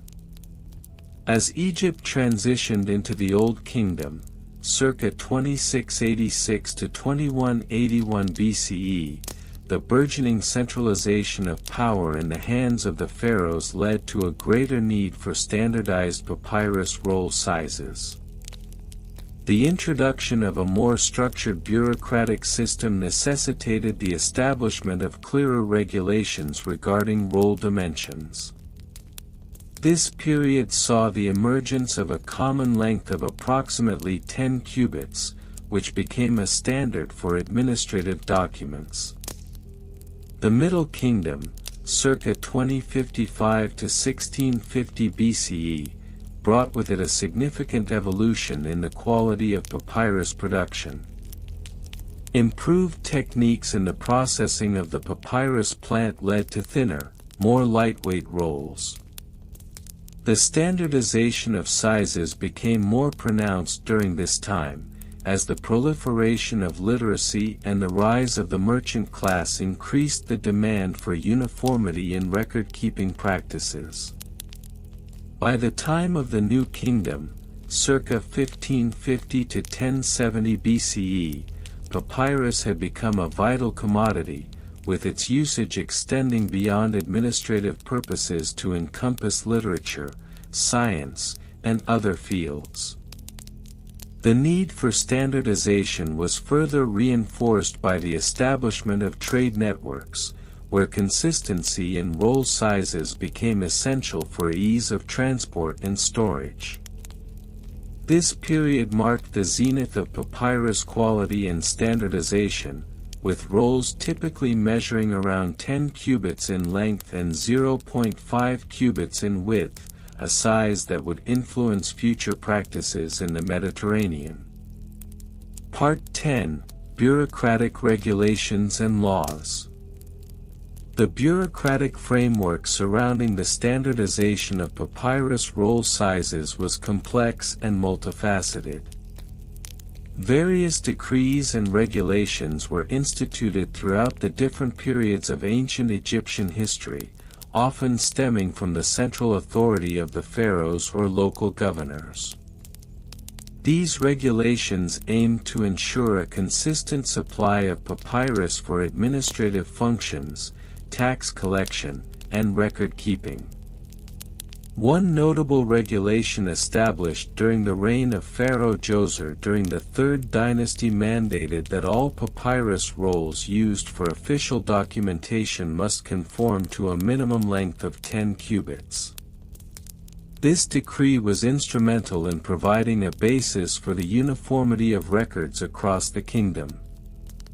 Notably, these regulations often extended to the quality of the papyrus itself, specifying that only the finest quality reeds be utilized for state documents, thereby elevating the standards of bureaucracy. In addition to state-imposed regulations, local guilds of papyrus producers also played a significant role in creating their own standards. These guilds often maintained records of the sizes and qualities of the rolls they produced, which were then submitted to local authorities for approval. The guild system not only facilitated the enforcement of size standards but also fostered a community of practice among papyrus artisans, who shared techniques and materials that influenced local production methods. Moreover, the repercussions for non-compliance with these regulations could be severe. Artisans found producing substandard rolls faced penalties that ranged from fines to public humiliation, as underscored by several inscriptions found in ancient texts. The significance of adhering to size standards was thus not merely a matter of craftsmanship but intertwined with the socio-economic fabric of ancient Egyptian society. Part 11. Supply Chain and Logistics. The logistics of papyrus roll production and distribution in ancient Egypt were governed by a network of supply chains that were both intricate and essential to the functioning of the state. The cultivation of the papyrus plant was primarily concentrated in the marshy regions of the Nile Delta, where the plant thrived. Harvesting typically occurred during the summer months when the Nile's waters receded, revealing dense stands of papyrus. Once harvested, the papyrus was transported to local workshops, where artisans processed it into usable sheets. The processing involved stripping the outer layer of the papyrus stalks, slicing the inner pith into strips, and then laying these strips in a crisscross pattern on a flat surface. The sheets were then pressed and dried to create the final product. This labor-intensive process required careful planning and resource allocation, as the availability of skilled labor fluctuated with the agricultural calendar. Transportation of the finished papyrus rolls posed additional logistical challenges. The Nile River served as the primary artery for distributing papyrus rolls throughout Egypt. Boats, often constructed from papyrus reeds themselves, facilitated the movement of these goods, though the size and weight of the rolls necessitated careful loading and storage to prevent damage. Records from the time indicate that large shipments of papyrus would often be accompanied by a clerk, tasked with maintaining detailed inventory logs that documented the size, quality, and destination of each shipment. However, the reliance on riverine transport was not without its complications. Seasonal flooding could disrupt supply routes, leading to shortages of papyrus in certain regions and forcing artisans to adapt their production schedules accordingly. Additionally, the burgeoning trade networks that spanned the Mediterranean introduced new complexities, as papyrus rolls began to be exported to other cultures, necessitating further modifications in size standards to accommodate diverse markets. Part 12. Record-keeping methods. The meticulous nature of record-keeping in ancient Egypt was integral to the standardization of papyrus roll sizes. Scribes, who were often trained in dedicated schools, played a crucial role in documenting not only the dimensions of papyrus rolls but also the processes involved in their production and distribution.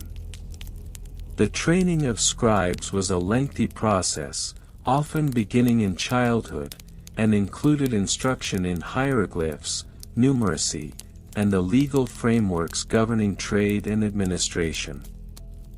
Upon completion of their training, scribes were tasked with maintaining detailed inventories of papyrus rolls, which included information on the size, quality, and intended use of each roll. These records were often inscribed on smaller pieces of papyrus, known as invoice rolls, which were then stored in administrative archives. The accuracy of these records was paramount, as discrepancies in size or quality could lead to significant administrative complications, particularly in matters of taxation and resource allocation. In addition to the physical records, oral traditions also played a role in the transmission of knowledge regarding papyrus sizes and production methods. Artisans and scribes would often share best practices and technical knowledge during community gatherings or guild meetings, ensuring that the standards were upheld across generations. The preservation of these records, both written and oral, was critical for the continuity of papyrus roll production. In the event of a natural disaster or a shift in political power, the existence of these records provided a means of restoring order and maintaining the integrity of the papyrus trade. Thus, the mundane aspects of record-keeping were not merely clerical tasks but foundational elements of the bureaucratic structure that underpinned ancient Egyptian society. Conclusion. In conclusion, the tedious history of the standardization of papyrus roll sizes in ancient Egypt is a multifaceted narrative that intertwines regional variations, temporal evolution, bureaucratic regulations, supply chain logistics, and meticulous record-keeping methods. The complexities involved in establishing standardized sizes reveal the broader socio-economic and cultural dynamics of ancient Egyptian society. Through the lens of papyrus roll production, we gain insight into the intricate systems of governance, trade, and craftsmanship that define this ancient civilization.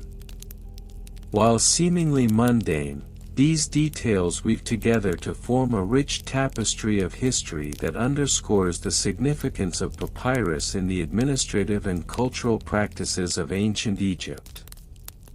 The dull history of ancient Egyptian papyrus roll size standardization procedures, Part 9. In the vast annals of ancient Egyptian history, one cannot overlook the regional variations and comparisons that significantly influenced the papyrus roll size standardization procedures. The geographical expanse of Egypt, with its diverse environments ranging from the fertile Nile Delta to the arid expanses of the western desert, led to distinct regional practices in papyrus production and usage. Regional variations and comparisons. During the Old Kingdom, the production of papyrus was concentrated largely in the Nile Delta, where the papyrus plant, Papyrus papyrus, thrived in its marshy, aquatic habitats. This region produced rolls that were often larger, owing to the lush growth conditions and the local craftsmen's expertise in harvesting and processing. In contrast, the southern regions, particularly Upper Egypt, experienced a more constrained environment that influenced the size and quality of the papyrus produced. Papyrus from this area tended to be thinner and often shorter, due to the less favorable growth conditions. Moreover, the local scribes and clerks, who played an essential role in the administration of the state, often had their preferences for specific roll sizes based on the types of documents they typically composed.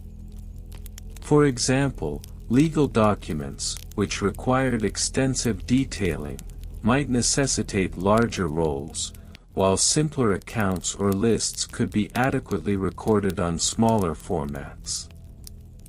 Such preferences prompted informal standards that varied from one regional center to another, ultimately leading to discrepancies in the sizes of papyrus rolls across Egypt.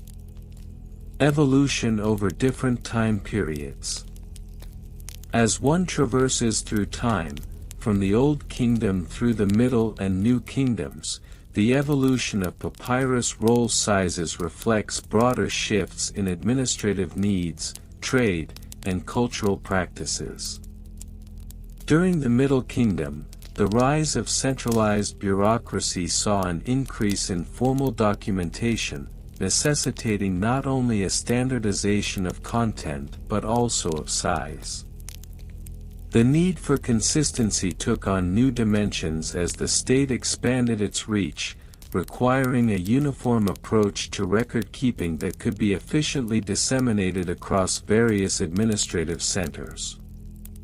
The New Kingdom marked a further evolution, where the expansion of trade routes and diplomatic relations with neighboring nations necessitated the production of varied roll sizes to accommodate different languages, scripts, and writing materials.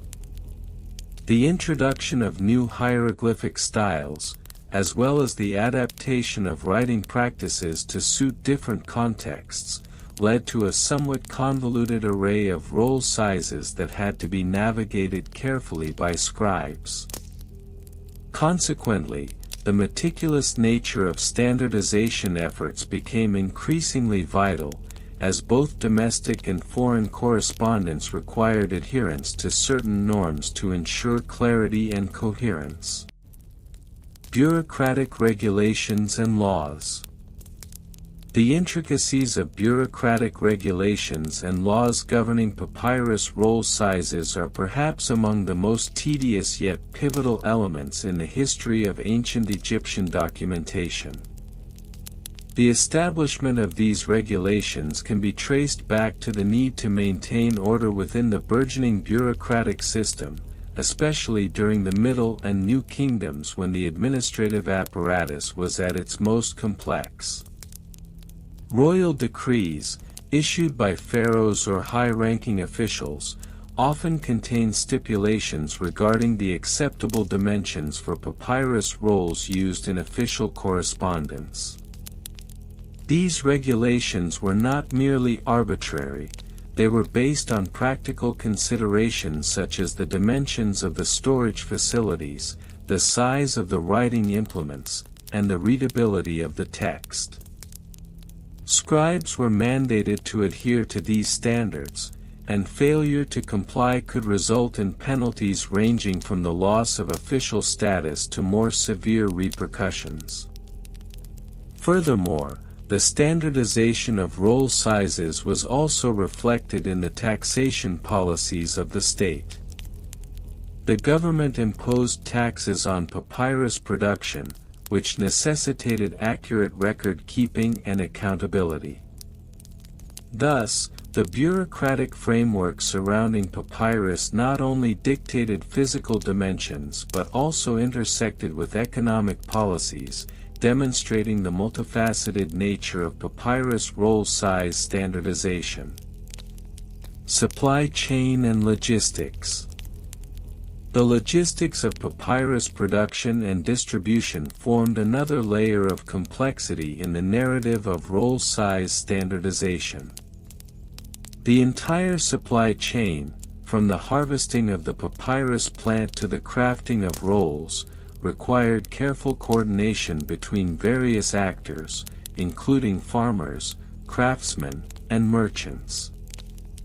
As papyrus became a critical commodity, especially during the height of the New Kingdom, the logistics of its production shifted from localized efforts to more organized, large-scale operations. Farmers in the Nile Delta would harvest the papyrus plants during the inundation season, a time when the river overflowed, providing optimal conditions for growth. This natural cycle dictated not only the availability of raw materials but also the timing of production. Once harvested, the papyrus had to be processed quickly to ensure quality. Craftsmen employed specific techniques to crush and layer the plant's pith, a process that required considerable skill and knowledge passed down through generations. Once the papyrus was prepared into sheets, the logistics of transporting these materials, particularly to administrative centers or scribal schools, became paramount. Canal systems and river transport played a crucial role in this supply chain, facilitating the movement of large quantities of papyrus rolls. Records indicate that certain regions specialized in papyrus production, creating a network of trade that ensured the availability of various roll sizes across Egypt. The interconnectedness of these logistics networks highlights the importance of standardized roll sizes, as discrepancies could lead to inefficiencies and misunderstandings among officials reliant on these documents. Record-keeping methods. The methods of record-keeping associated with papyrus rolls are integral to understanding the systems of standardization that developed over time. Ancient Egyptians utilized a variety of writing tools, including reed pens and ink made from natural materials, to inscribe their texts. The choice of ink and its application influenced the overall appearance of the written document, which in turn could affect the perceived legitimacy of the papyrus roll. Scribes were trained in the art of writing and were expected to maintain meticulous records of all transactions, legal agreements, and administrative activities. The recording process involved not only the content but also the physical properties of the papyrus itself. Each roll was often assigned a unique identifier or title, which facilitated its cataloging within storage facilities and archives. The practice of keeping inventories of papyrus rolls further illustrates the bureaucratic precision of ancient Egyptian society. These inventories would list the sizes, contents, and conditions of the rolls, allowing for efficient retrieval and management. Libraries, such as the one at Alexandria, became repositories of vast collections of papyrus, necessitating standardized practices not only in size but also in labeling and organization. In conclusion, the history of papyrus roll size standardization procedures in ancient Egypt is a complex tapestry woven from regional variations, evolutionary changes over time, bureaucratic regulations, logistical considerations, and meticulous record-keeping methods. Each aspect, while seemingly mundane, played a critical role in the efficiency and coherence of administrative practices in ancient Egyptian society. As one delves deeper into this topic, the layers of intricacy and detail reveal a rich narrative that is both tedious and enlightening, exemplifying the profound interconnections between daily practices and the broader socio-political landscape of ancient Egypt. The dull history of ancient Egyptian papyrus roll size standardization procedures. Part 10: Regional Variations and Comparisons. Within the vast expanse of ancient Egypt, a variety of regional practices emerged concerning the production and usage of papyrus rolls, each influenced by local customs, economic conditions, and environmental factors. The Nile's delta, particularly in regions like the city of Memphis, exhibited a distinct preference for larger papyrus rolls, which were often favored for administrative and commercial documentation due to their capacity to accommodate extensive texts. Conversely, the Upper Egyptian regions, such as Thebes, displayed a marked inclination towards smaller, more portable rolls, which were ideally suited for personal correspondence and religious texts. These variations can be partially attributed to the socio-economic contexts of these regions. For example, the bustling trade centers along the Nile's delta necessitated larger documents to facilitate complex transactions among merchants. In contrast, the more isolated communities in Upper Egypt often relied on smaller, concise records, reflecting a preference for brevity and immediacy in communication. Comparisons between regions also reveal insights into the local papyrus cultivation practices. In areas where the Nile's inundation resulted in rich, fertile mud deposits, the quality and quantity of papyrus production flourished, allowing for a greater standardization of roll sizes. In contrast, regions plagued by less fertile land tended to produce inferior quality papyrus, which subsequently affected the dimensions and availability of the rolls. This divergence in papyrus quality further complicated the standardization process, as scribes and bureaucrats often had to adapt their regulations to accommodate the varying characteristics of the material at hand. Part 11. Evolution over different time periods. Over the course of several dynasties, the evolution of papyrus roll sizes illustrates a complex interplay between practicality and bureaucratic rigidity.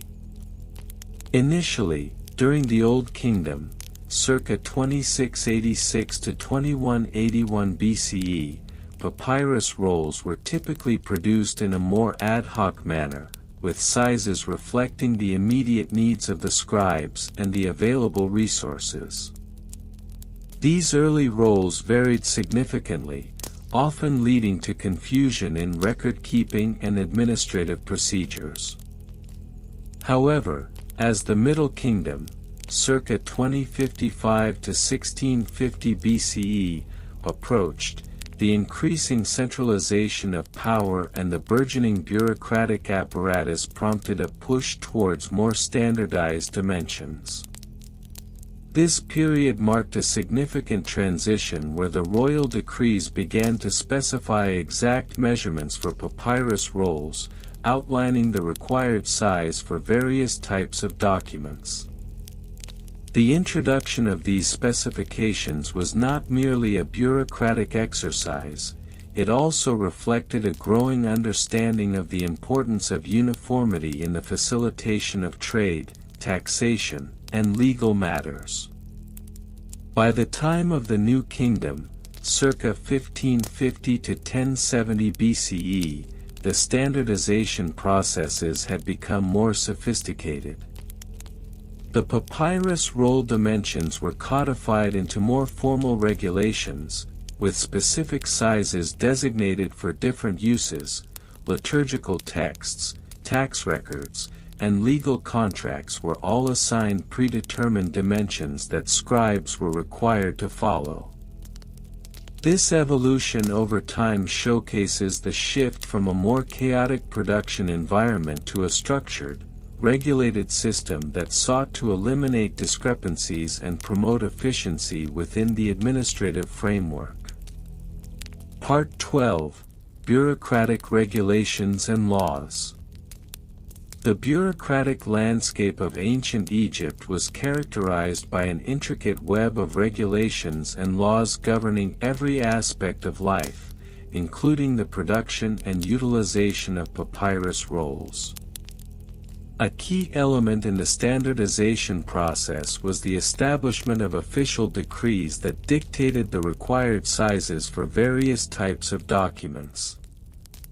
These regulations were often inscribed on stone or included in administrative texts, serving as a legal guideline for scribes and papyrus producers. One notable regulation was the decree issued during the reign of Pharaoh Thutmose III, which mandated that tax records be maintained on rolls measuring precisely 30 cubits in length and 10 cubits in width. This decree not only standardized the size of tax rolls but also established penalties for non-compliance, thus reinforcing the importance of adhering to the prescribed dimensions. Such laws were essential in maintaining an organized and efficient bureaucratic system, particularly in a civilization that relied heavily on record-keeping for governance and commerce. Moreover, the existence of a dedicated class of officials known as the scribes of papyrus underscored the significance of these regulations. These scribes were responsible for ensuring that all papyrus documents adhered to the established standards, conducting regular inspections of papyrus production facilities, and enforcing compliance among producers. Their role extended beyond mere enforcement, as they also provided training and guidance to lesser scribes, reinforcing the importance of standardized practices throughout the bureaucratic hierarchy. Part 13: Supply Chain and Logistics. The production and distribution of papyrus rolls necessitated a well-organized supply chain and logistical framework, essential for maintaining the availability of this vital resource. The entire process began at the cultivation sites along the Nile, where papyrus plants were harvested during the inundation season. Following harvest, the plants were processed into sheets, which were then dried and rolled into the final product. This initial phase required careful coordination to ensure that the quality of the papyrus met the stringent standards outlined in bureaucratic regulations. Once the papyrus rolls were produced, they entered a complex distribution network. Major urban centers, such as Alexandria and Thebes, served as key hubs in this supply chain, where rolls were either sold directly to scribes and merchants or distributed to various administrative offices. The logistics of transporting papyrus were equally intricate, as the rolls had to be conveyed via the Nile River, utilizing boats that could accommodate the varying sizes of the rolls. This transportation required careful planning to account for seasonal fluctuations in water levels and the potential for delays caused by weather conditions. Furthermore, the need for storage spaces in these urban centers added another layer of complexity to the supply chain. Large warehouses were constructed to house the papyrus rolls, protecting them from the elements and ensuring that they remained intact for future use. These storage facilities were often overseen by a dedicated class of officials tasked with inventory management, ensuring that supplies were readily available to meet the demands of the bureaucratic machine. Part 14: Record-Keeping Methods. The methods employed for record-keeping in ancient Egypt were as varied and detailed as the administrative tasks they supported. Central to this process were the scribes, who employed a range of techniques to ensure the accuracy and reliability of the records they produced. The papyrus rolls served as the primary medium for record-keeping, but the methods used to inscribe information on these rolls evolved over time. In the early periods, scribes utilized simple reed pens to inscribe hieroglyphs onto the papyrus surface, often employing a form of cursive script known as hieratic for ease of writing. As the complexity of administrative tasks increased, so too did the need for more systematic approaches to record-keeping. The introduction of standardized roll sizes played a crucial role in this evolution, as scribes could now allocate specific sections of the roll for different categories of information. Tax records, legal agreements, and personal correspondences could be easily separated and organized. Additionally, the use of ink produced from carbon black and other natural materials was refined, allowing for clearer inscriptions that facilitated easier reading and interpretation. This development was particularly significant for legal documents, where precision was paramount. The adherence to standardized sizes not only streamlined the writing process but also made it easier for scribes to cross-reference documents, thereby enhancing the overall efficiency of the record-keeping system. As the administrative landscape grew more complex, so did the methods of archiving and retrieval. Special attention was given to cataloging roles within storage facilities, with detailed lists maintained to track the content and location of each document. This meticulous approach ensured that records could be retrieved swiftly when required, a necessity in a society that relied heavily on documentation for governance, trade, and legal matters. In conclusion, the tedious history of ancient Egyptian papyrus roll size standardization procedures reveals a multifaceted narrative shaped by regional variations, evolving time periods, bureaucratic regulations, logistical challenges, and record-keeping methods. Each aspect, while seemingly mundane, played a critical role in the development of an efficient administrative system that underpinned one of history's most remarkable civilizations. Through careful examination of these processes, we gain insight not only into the practicality of papyrus size standardization but also into the broader socio-political dynamics that defined ancient Egypt. The dull history of ancient Egyptian papyrus roll size standardization procedures. To fully comprehend the intricate history of papyrus roll size standardization procedures in ancient Egypt, it is essential to delve deeply into the minutiae surrounding this topic. The standardized sizes of papyrus scrolls were not merely a matter of convenience.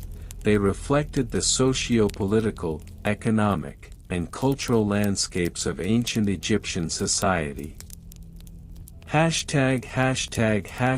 Minor historical figures and their roles. While figures such as Ramses II and Cleopatra VII often dominate discussions of ancient Egypt, a multitude of lesser-known individuals played crucial roles in the development of papyrus roll size standardization. One such figure was Amenhotep I, the second pharaoh of the 18th dynasty, who ruled from approximately 1525 to 1504 BCE. Although not directly involved in the standardization of papyrus sizes, he initiated extensive administrative reforms that included the establishment of a bureaucratic system, which relied heavily on written documentation. The need for uniformity in papyrus dimensions became apparent during his reign, as the burgeoning administrative apparatus required consistent formats for record keeping. Another important but often overlooked figure was Hatshepsut, Egypt's fifth pharaoh of the 18th dynasty, who reigned from 1479 to 1458 BCE. Hatshepsut's reign coincided with a period of great prosperity and extensive trade. The influx of goods from foreign lands necessitated proper record keeping, which further highlighted the importance of standardized papyrus sizes for trade documents. It is noted in several inscriptions from her reign that, "The measures shall be consistent, for order begets prosperity," a philosophy that echoes through the administrative practices of the time. Specific case studies with dates. One key case study illustrating the evolution of papyrus roll size standardization is found during the reign of Seti I, circa 1290 to 1279 BCE. Seti I was known for his military campaigns and monumental building projects, but he also placed a significant emphasis on administrative efficiency. In 1280 BCE, a decree was issued mandating that all official documents be inscribed on papyrus rolls measuring precisely 25 cubits in length and 1 cubit in width. This decree arose from a desire to streamline record-keeping and ensure that all governmental correspondence adhered to a uniform format. Furthermore, around 1200 BCE, during the reign of Ramses II, further refinements were made. A papyrus scroll was discovered in the ruins of ancient Pyramses, which detailed a comprehensive set of guidelines for the production of papyrus rolls. The scroll, known as the Papyrus of Standardization, outlines the necessity for rolls to be cut into strips that are 12 handbreadths in length, a measure that was derived from the average span of 4 adult male hands when laid flat. This case study is pivotal, as it highlights the interplay between administrative requirements and the physical characteristics of papyrus production. ### Comparative analysis with other regions. In order to fully appreciate the papyrus roll size standardization in ancient Egypt, it is instructive to compare it with contemporaneous practices in other regions, such as Mesopotamia and the Indus Valley. While ancient Egyptians relied on papyrus, the Sumerians and Akkadians used clay tablets, which offered a different set of challenges concerning size and standardization. The Sumerians, for instance, created standardized tablet sizes that were typically 6 inches by 8 inches, which facilitated the efficient storage and retrieval of administrative records. The standardization of sizes in Mesopotamia was often dictated by the scribes' needs and the legal requirements of the time. An inscription from the Code of Hammurabi, circa 1754 BCE, states, "Let the tablet be of one measure, so that the laws may be justly recorded." This indicates a similar understanding of the need for uniformity, albeit in a different material and cultural context. In contrast, the Indus Valley civilization displayed a lack of formalized standardization in their seals, which varied widely in size and shape. This variance suggests a more decentralized approach to documentation, wherein local practices might have dictated the dimensions of seals and tablets rather than a standardized system enforced by a central authority.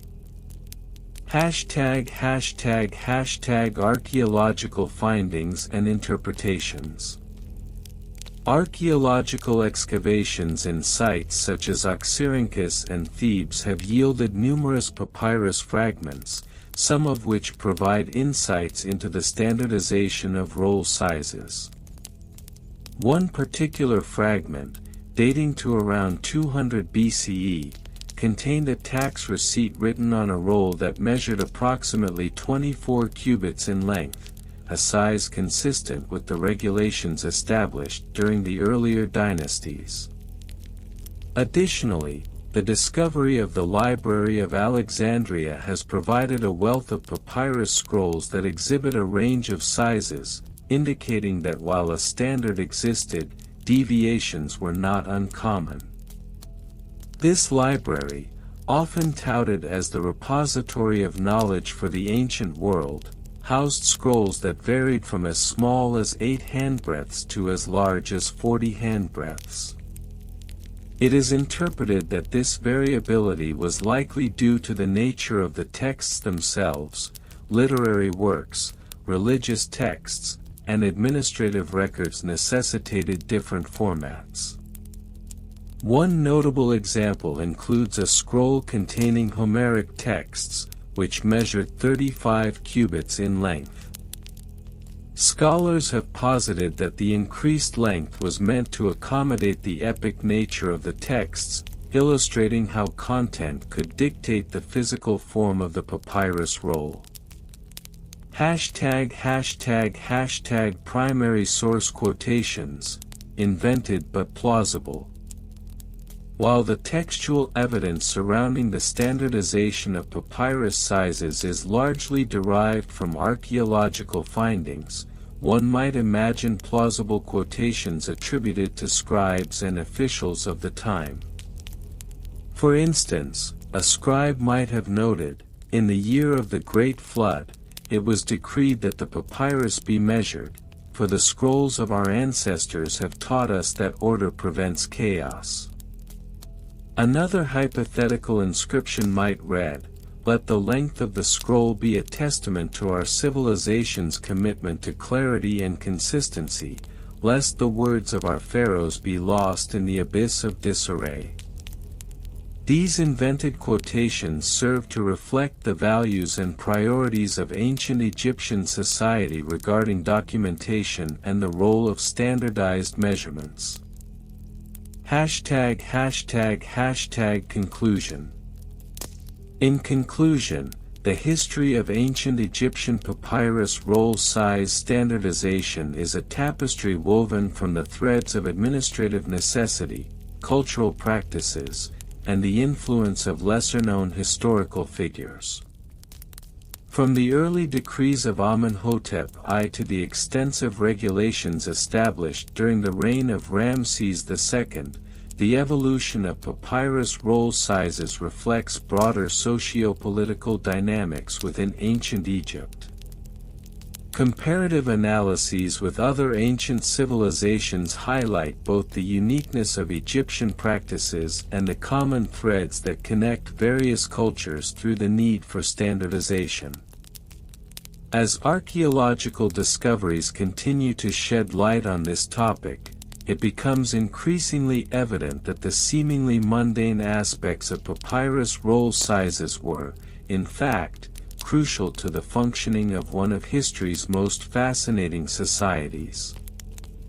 This exhaustive exploration offers a glimpse into the dull yet vital history of papyrus roll size standardization procedures, serving as a reminder of the complexity and significance of even the most unremarkable details in the tapestry of human history.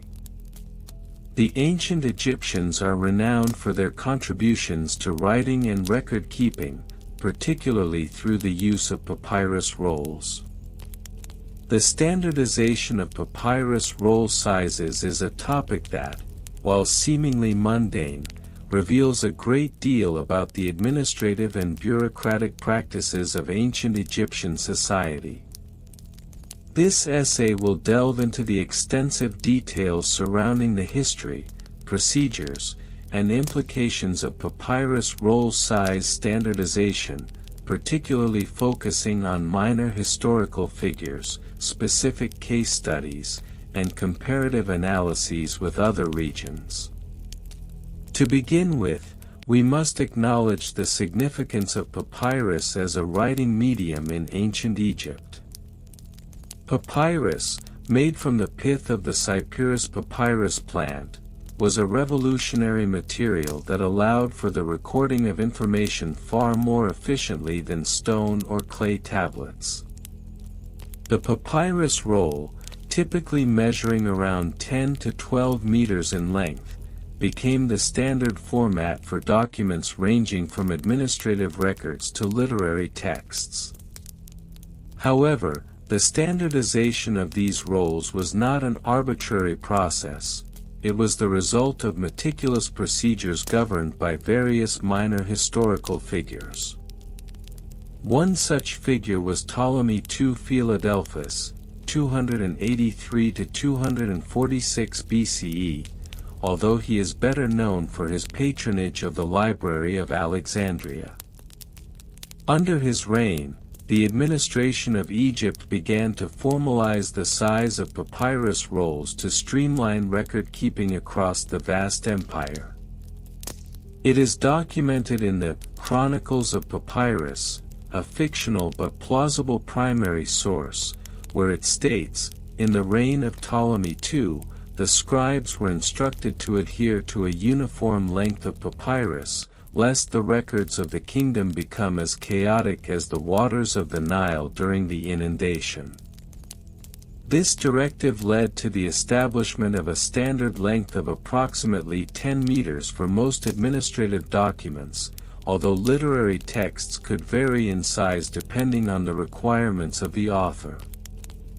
The significance of this standardization cannot be overstated.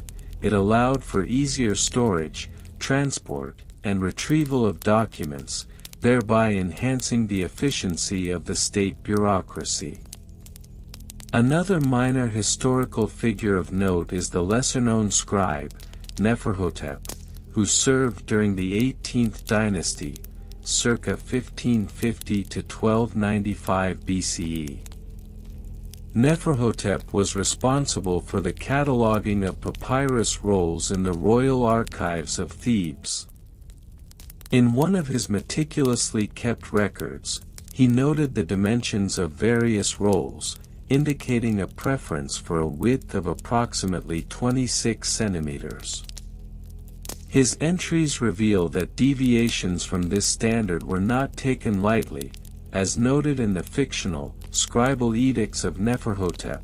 For the sake of harmony in the scrolls, any roll that strays beyond the measure of 26 fingers shall be subject to review and potential destruction. Specific case studies further illustrate the evolution of papyrus roll standardization.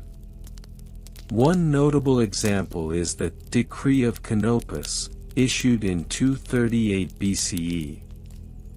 This decree, which established norms for the production of papyrus, mandated that all rolls used for official documentation must meet the established size standards. The decree also included penalties for those who could not meet these standards, thus ensuring adherence throughout Egypt. The implications of this decree were significant. It not only standardized papyrus roll sizes but also reinforced the authority of the central government over local scribes and producers. In a comparative analysis, it is essential to examine how the practices of papyrus roll standardization in ancient Egypt compared to those in Mesopotamia. While both civilizations utilized writing for administrative purposes, the materials and methods differed significantly. Mesopotamians primarily used clay tablets, and their records were often inscribed in cuneiform. Unlike the Egyptians, who had a standardized length for their papyrus rolls, the size of clay tablets could vary widely, often dictated by the nature of the record being kept. This variance in size often led to challenges in organization and storage, as evidenced by findings at the ancient city of Ur, where archaeologists discovered archives that were in disarray, suggesting a lack of standardization that plagued the efficiency of their bureaucratic processes. Archaeological findings have also provided insight into the standardization of papyrus roll sizes. Excavations at sites such as Oxyrhynchus have uncovered numerous fragments of papyrus rolls, some bearing the standardized dimensions that were prevalent during the Ptolemaic period. These findings have been instrumental in understanding the administrative practices of the time. For instance, a fragment dated to 100 BCE measures exactly 10 meters in length and 26 centimeters in width, demonstrating adherence to the established norms. This not only confirms the existence of standardized sizes but also highlights the importance of uniformity in the administrative machinery of ancient Egypt. Moreover, primary source quotations, although fictional, can further illustrate the attitudes of scribes toward the importance of papyrus roll sizes. A fictional quote attributed to a scribe named Hunfer might read, "As the Nile flows with regularity, so too must our rolls of papyrus align with the standards of our forebears. For in the precision of our scrolls lies the strength of our records. This sentiment underscores the cultural significance placed on the standardization of papyrus rolls, as it was not merely a bureaucratic measure but a reflection of the values held by Egyptian society. The role of the state in enforcing papyrus roll size standards was further exemplified during the reign of Augustus in the Roman period, where papyrus continued to be the primary writing material in Egypt. The Romans, inheriting the administrative practices of the Ptolemaic period, maintained similar standards for papyrus rolls. A decree issued by a Roman governor in the 1st century CE mandated that all official correspondence must be written on papyrus rolls of a specific size, mirroring the practices established centuries prior. This continuity in standardization practices across different regimes highlights the importance of papyrus roll size in maintaining an efficient and organized bureaucratic system. In conclusion, the history of papyrus roll size standardization in ancient Egypt is a reflection of the complex interplay between administration, culture, and technology. Through the contributions of various minor historical figures, specific case studies, and comparative analyses with other regions, it is clear that the standardization of papyrus roll sizes was a crucial aspect of ancient Egyptian administration. The archaeological findings and fictional primary source quotations serve to further illuminate the significance of this practice, which ultimately shaped the efficiency and organization of one of history's most remarkable civilizations. Thus, while the topic may seem trivial at first glance, the ramifications of papyrus roll size standardization resonate through the annals of history, providing insight into the administrative prowess of ancient Egypt and its enduring legacy. The process of standardizing papyrus roll sizes in ancient Egypt is a topic often overshadowed by more captivating aspects of Egyptian history, such as the grandiose pyramids or the fascinating mythology. However, a meticulous examination of this procedure reveals a surprisingly intricate system that reflects the broader intricacies of administration, trade, and communication in the ancient world. To enrich our understanding, we shall delve into minor historical figures who played roles in this process, specific case studies with pertinent dates, and comparisons with practices from other regions, all while emphasizing archaeological findings and interpretations.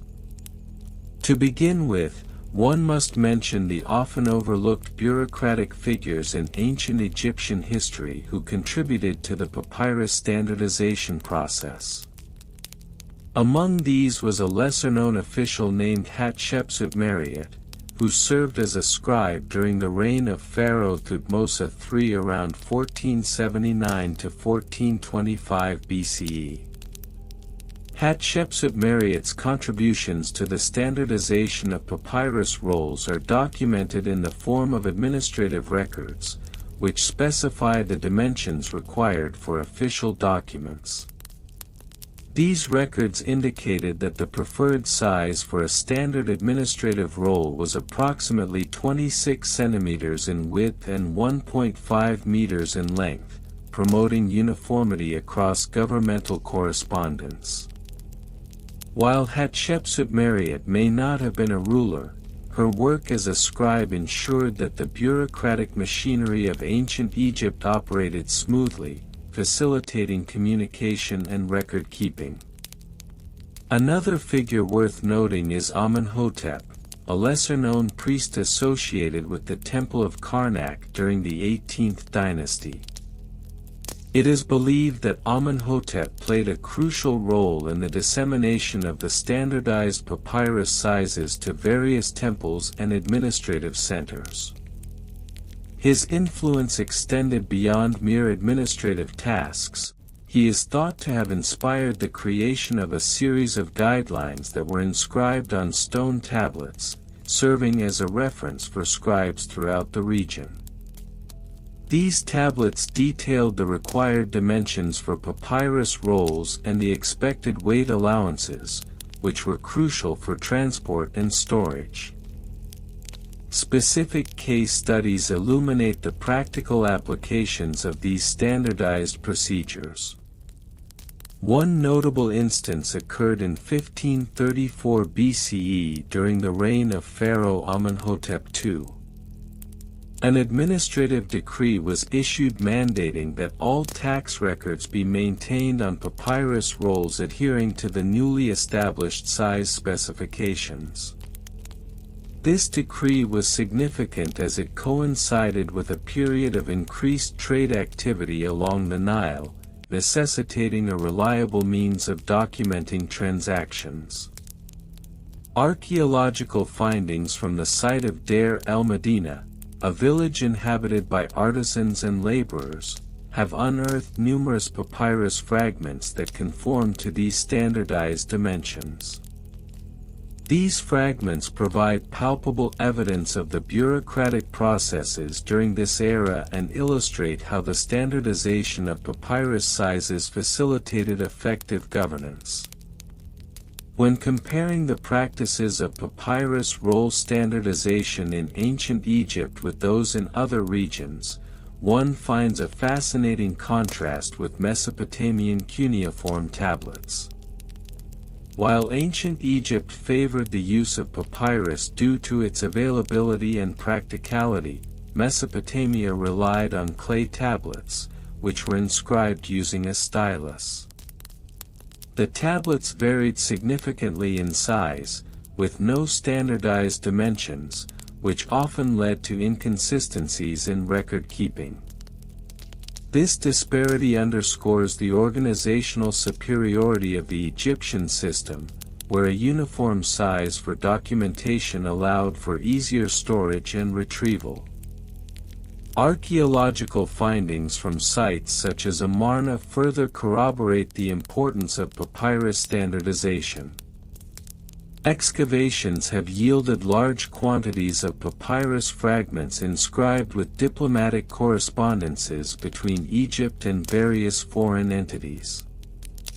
These correspondences, often written in a standardized format, highlight the significance of having a uniform roll size to facilitate international diplomacy.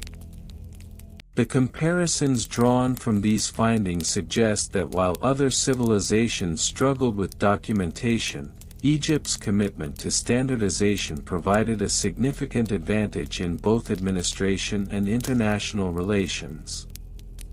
The significance of these administrative practices is further emphasized in primary source quotations that, while invented, are entirely plausible within the context of ancient Egyptian bureaucracy. One might imagine a scribe stating, "Let it be known, by the decree of Pharaoh, that all rolls shall measure 26 fingers in width and 1.5 cubits in length, for it is in uniformity that we find strength." Such statements would have served to reinforce the importance of adherence to standardized procedures, imbuing the bureaucratic process with a sense of gravity and urgency. Furthermore, the archaeological record indicates that the adoption of standardized roll sizes had economic implications as well. A papyrus merchant named Khnumhotep, operating during the 12th dynasty, is thought to have remarked, "In the measure of our papyrus, we find the measure of our prosperity." This hypothetical quotation underscores how standardized dimensions contributed to the efficiency of trade, allowing merchants to predictably package and transport their goods. In conclusion, while the history of ancient Egyptian papyrus roll size standardization may appear tedious at first glance, it is a tapestry woven with the threads of governance, commerce, and international diplomacy. The contributions of minor figures such as Hatshepsut-Mariet and Amenhotep illustrate the essential roles played by bureaucrats in this process, while specific case studies highlight the practical consequences of standardization during significant historical events. Comparative analyses with other regions reveal the advantages inherent in Egypt's system, further elucidated by archaeological findings that bolster our understanding of this meticulous practice. The invented primary source quotations, while fabricated, resonate with the authoritative tone of ancient Egyptian administration and affirm the critical nature of standardization in maintaining order and efficiency in a complex society.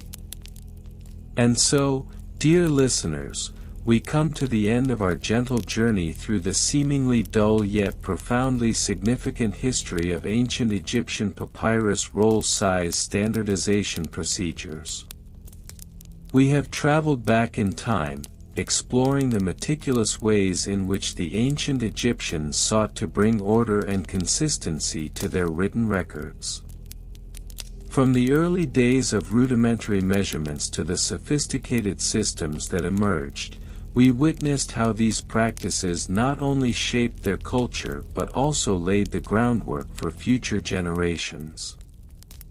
As we reflected on the interplay of art and science in the creation of papyrus, we learned that even the most mundane aspects of history can reveal the brilliance of human ingenuity. The papyrus roll, once a simple tool for recording thoughts and transactions, became a symbol of knowledge and communication. We discovered how the careful standardization of sizes was essential for trade, education, and the documentation of their rich history, allowing for a seamless exchange of ideas across the vast landscapes of ancient Egypt. Thank you for joining me on this soothing voyage through time.